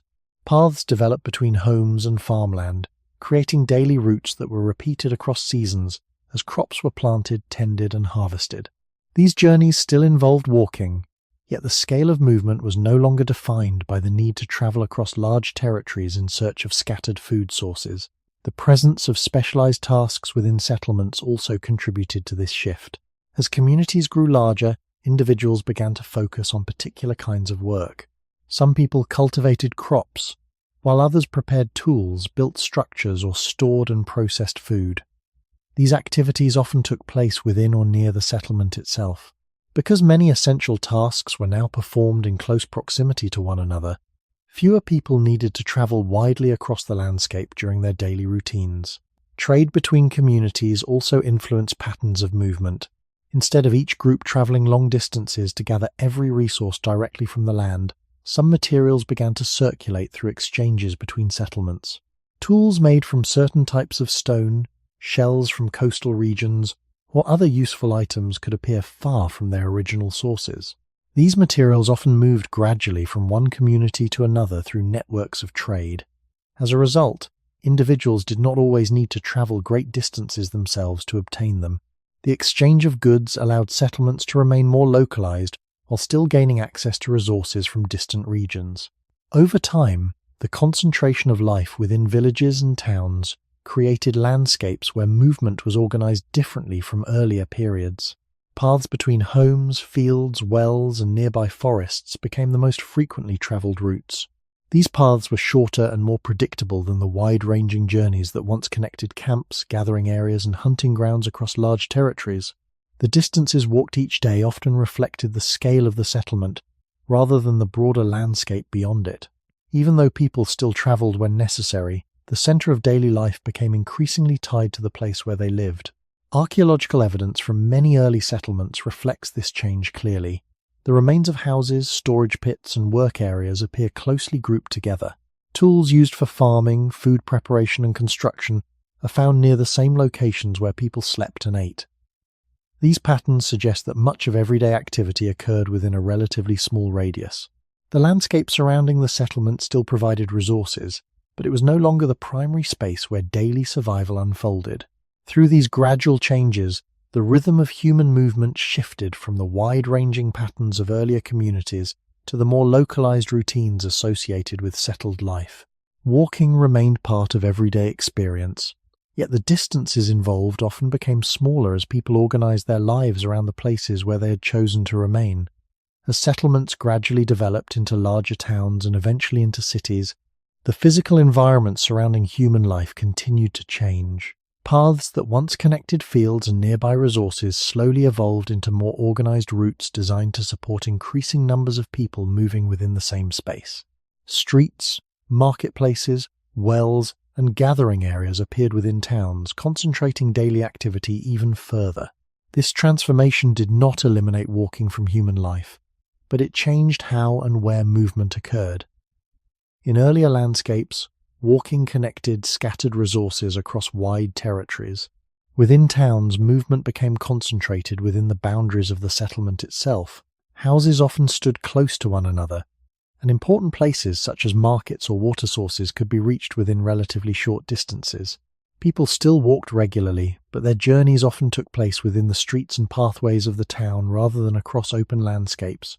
As settlements expanded, the density of people and buildings began to shape the rhythm of daily movement. Narrow streets, clusters of homes, and shared public spaces meant that many activities occurred within walking distance of one another. A person could leave home to visit a market, gather water, or meet neighbors without needing to travel across large areas of land. The structure of towns encouraged movement that was frequent but limited in range. Markets became especially important centers of movement within these growing settlements. Farmers and traders brought goods from surrounding regions into the town, allowing residents to obtain food and materials without traveling directly to distant landscapes themselves. Instead of individuals walking across miles of territory to gather resources, those resources gradually flowed toward the settlement. The movement of goods began to replace some of the movement of people. Water sources also influenced how people moved within towns. Wells, springs, or rivers often served as focal points where residents gathered daily. These locations were usually placed within reach of the surrounding homes, allowing people to collect water through relatively short journeys. The repeated travel between houses and these shared resources created familiar routes within the settlement that were walked many times each day. Even though the distances involved were smaller, walking remained a constant presence in daily routines. Construction and maintenance of buildings further reinforced this localized pattern of movement. As houses, workshops, and storage areas appeared within towns, people needed to remain close to these structures to maintain them. Work related to building, repairing, and managing these spaces often took place within the settlement itself. This concentration of activity encouraged people to spend most of their time within the same limited environment. Over time, the presence of roads designed for animals and vehicles gradually altered patterns of movement again. Animals capable of carrying goods allowed materials to travel farther without requiring people to walk the entire distance themselves. Later developments in transportation expanded this capacity even further. These changes slowly shifted long-distance travel away from the human body and toward other forms of movement. Despite these transformations, walking never disappeared entirely from human life. Even in towns and cities where new technologies supported transportation, people still moved through streets, homes, and workplaces on foot. What changed was the scale and purpose of that movement. The journeys that once connected distant valleys and rivers gradually became shorter routes, linking homes, markets, and streets within built environments. In this way, the environment surrounding human life continued to reshape how the body moved through space.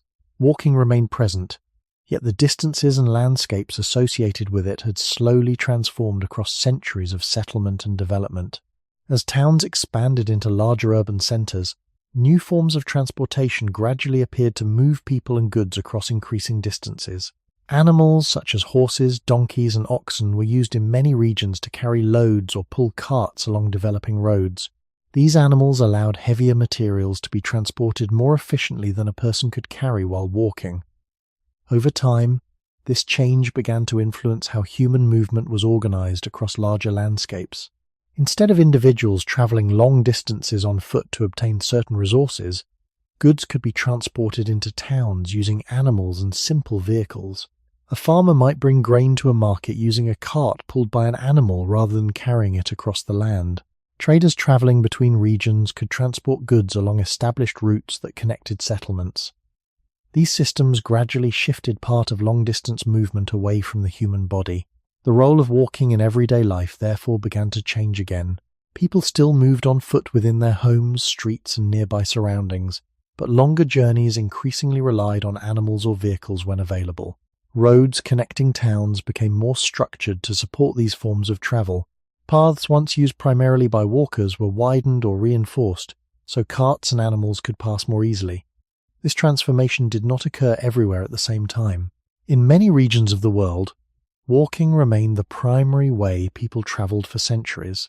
Even where animals and carts were used, most individuals still walked frequently within their communities.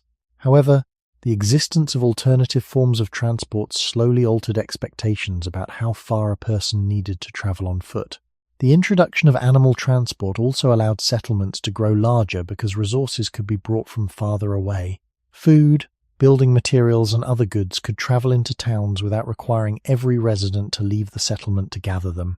As a result, daily life became increasingly centered within the boundaries of the town or city itself. The surrounding countryside continued to produce resources, but the people living in urban areas no longer needed to walk across those landscapes regularly. Later developments in transportation continued this pattern. Improvements in road systems, the introduction of wheeled vehicles designed for greater loads, and eventually mechanical forms of transport further expanded the distance that goods and people could travel. Each step in this progression moved more of the work of transportation away from the human body. Journeys that once required days of walking could eventually be completed more quickly through other means.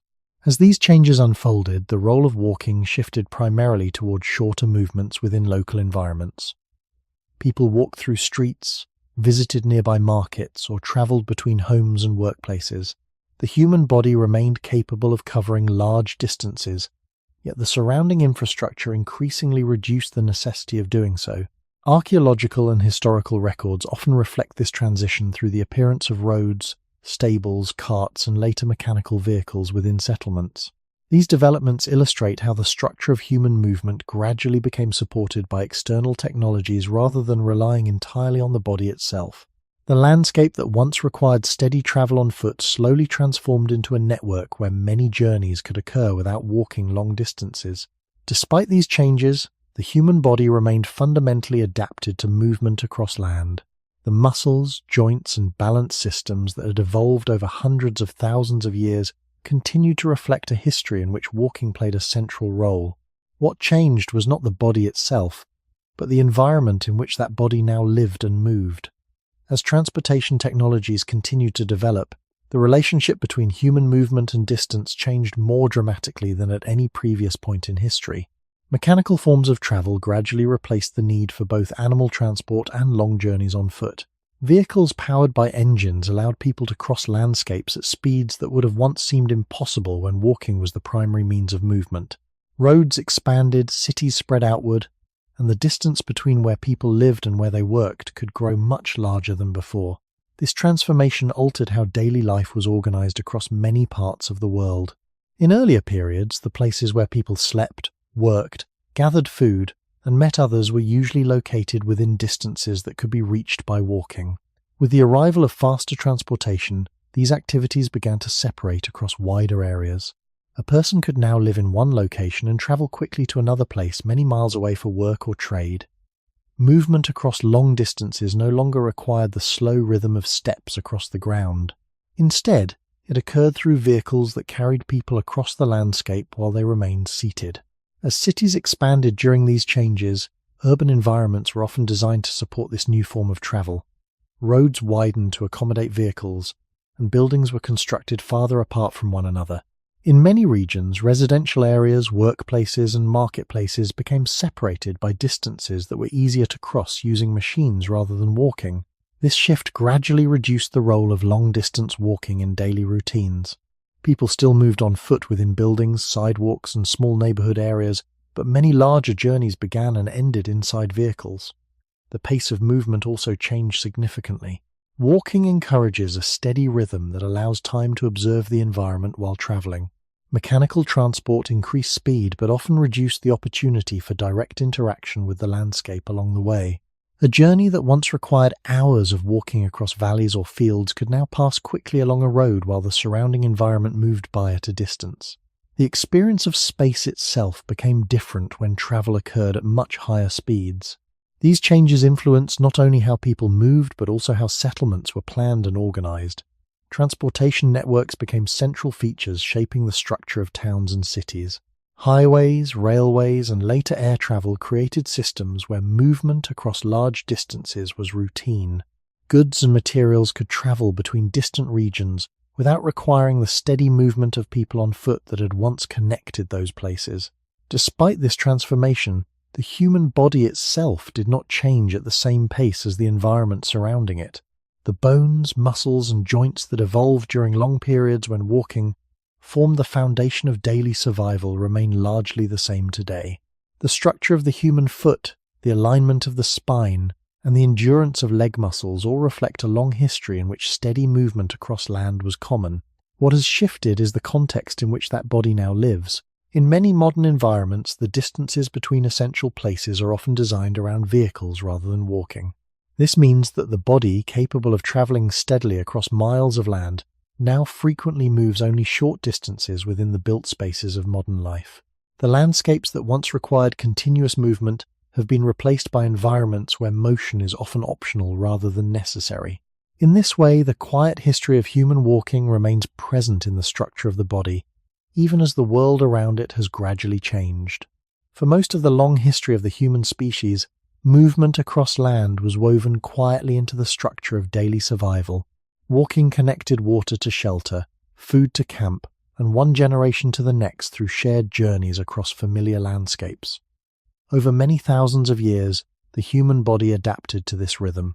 Bones, muscles, balance, and endurance developed in a world where distance was not unusual but expected. The body did not experience walking as exercise.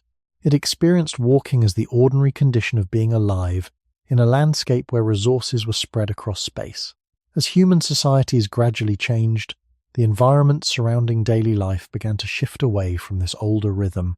Settlements grew into towns, towns into cities, and transportation systems allowed people to travel without relying entirely on their own bodies. These developments brought many advantages. Food could be stored and transported more easily.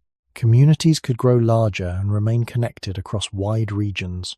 Knowledge, materials, and ideas could move quickly between distant places. Yet within these changes, the relationship between the human body and movement quietly transformed. The landscapes that once required daily travel across miles of terrain slowly became environments where many essential activities occur within buildings, vehicles, or limited spaces. The body that evolved through long periods of steady movement now lives in surroundings where such movement is often unnecessary. The distance between home, work, food, and water may be crossed through mechanical transport rather than through the repeated rhythm of walking. The structure of the human body still reflects its earlier history. The feet remain designed to support balance across uneven ground. The legs and hips maintain the ability to sustain long periods of steady motion. The spine stabilizes the body during movement, allowing the head to remain level while walking across varied terrain.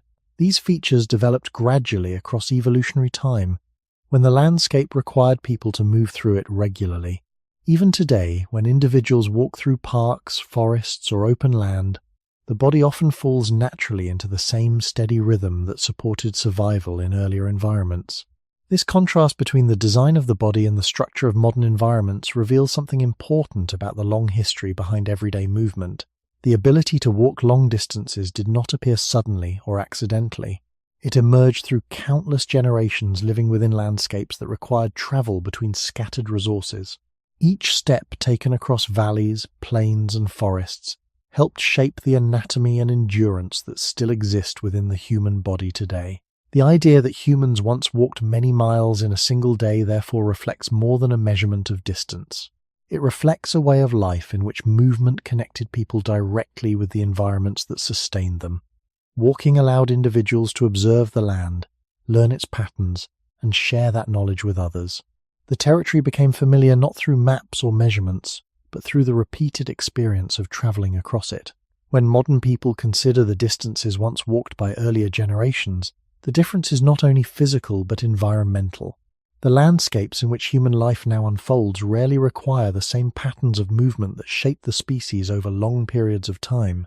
The body carries the memory of that earlier world within its structure, even as daily life now takes place within environments that ask much less of its capacity to travel across the land. When we look across the long arc of human history, the difference between past and present movement becomes easier to understand when placed within the environments where the human body first developed. For countless generations, survival required attention to landscapes that stretched far beyond a single place. Water, edible plants, and animals were rarely found in one location throughout the entire year. Instead, these resources appeared in different parts of the territory depending on seasons, weather, and natural cycles. Walking allowed people to move between these places without depending on complex tools or permanent infrastructure. The steady pace of human walking also shaped how people experienced the land itself. Movement across valleys, hills, and plains allowed individuals to notice subtle changes in vegetation, animal activity, and the flow of water through the environment. These observations help guide decisions about where to travel next and where resources might appear again in the future. The landscape was not simply a background to human life. It functioned as a system that people learned gradually by moving through it. The act of walking allowed this knowledge to accumulate slowly across generations. Children who traveled alongside older members of the community inherited this understanding step by step. Paths leading toward water sources, gathering areas, or seasonal camps were remembered not through written records but through repeated journeys across the same terrain. Each generation reinforced these routes simply by walking them again. In this way, movement across the land preserved knowledge about the environment while also sustaining daily life. When modern environments are compared with these earlier conditions, an important difference appears. Many of the places where people now live concentrate essential resources within a relatively small area. Food can often be obtained within buildings or markets. Water flows through pipes directly into homes. Work, shelter, and social interaction may occur within the same structures or neighborhoods. These arrangements provide comfort and efficiency, yet they also remove the necessity for regular movement across the surrounding landscape. The human body itself has not undergone major changes during the relatively short period in which these environments developed. The same skeletal structure, muscular system, and balance mechanisms that evolved when walking connected distant places remain present today. What has changed is the relationship between those physical abilities and the environments in which daily life unfolds. In many modern settings, movement across land is no longer required for survival in the way it once was. Understanding this difference helps explain why the idea that humans once walked many miles each day is not simply a surprising detail from the past.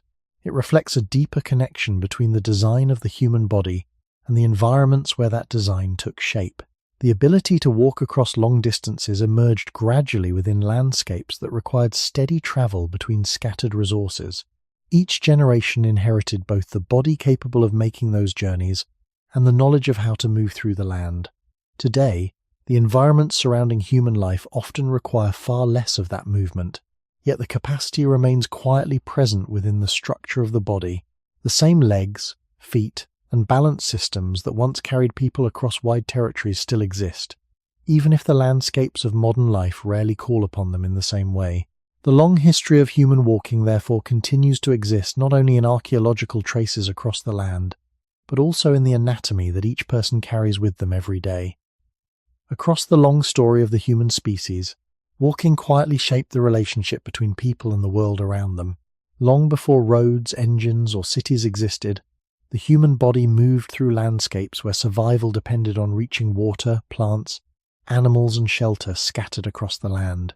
The rhythm of daily life followed the rhythm of footsteps. A path across a valley was not simply a route between places. It was a connection between the many elements that allowed a community to continue living within its environment. Over thousands of generations, this steady movement left traces not only across the land, but also within the structure of the human body itself. The shape of the foot, the balance of the spine, and the endurance of the legs all developed within a world where walking long distances was ordinary rather than unusual. The body learned to conserve energy through steady movement, allowing people to travel for hours across uneven ground while still remaining attentive to the environment around them. Each journey provided information about the land, guiding future decisions about where to travel, where to gather food, and where to rest. Through this process, movement became one of the ways human knowledge about the world was created and shared. Children walked the same paths their elders had traveled, gradually learning how the territory supported life. The landscape itself became familiar through repeated journeys rather than through written descriptions or measured maps. In this way, walking connected generations to one another through the shared experience of moving across the same land. Over time, however, the environments in which human life unfolded began to change. Settlements appeared, fields were cultivated, towns developed, and transportation systems allowed people to travel without relying entirely on their own bodies. These changes brought new possibilities and forms of connection across great distances. Yet they also reduced the necessity of the long daily journeys that once linked people directly to the landscape surrounding them.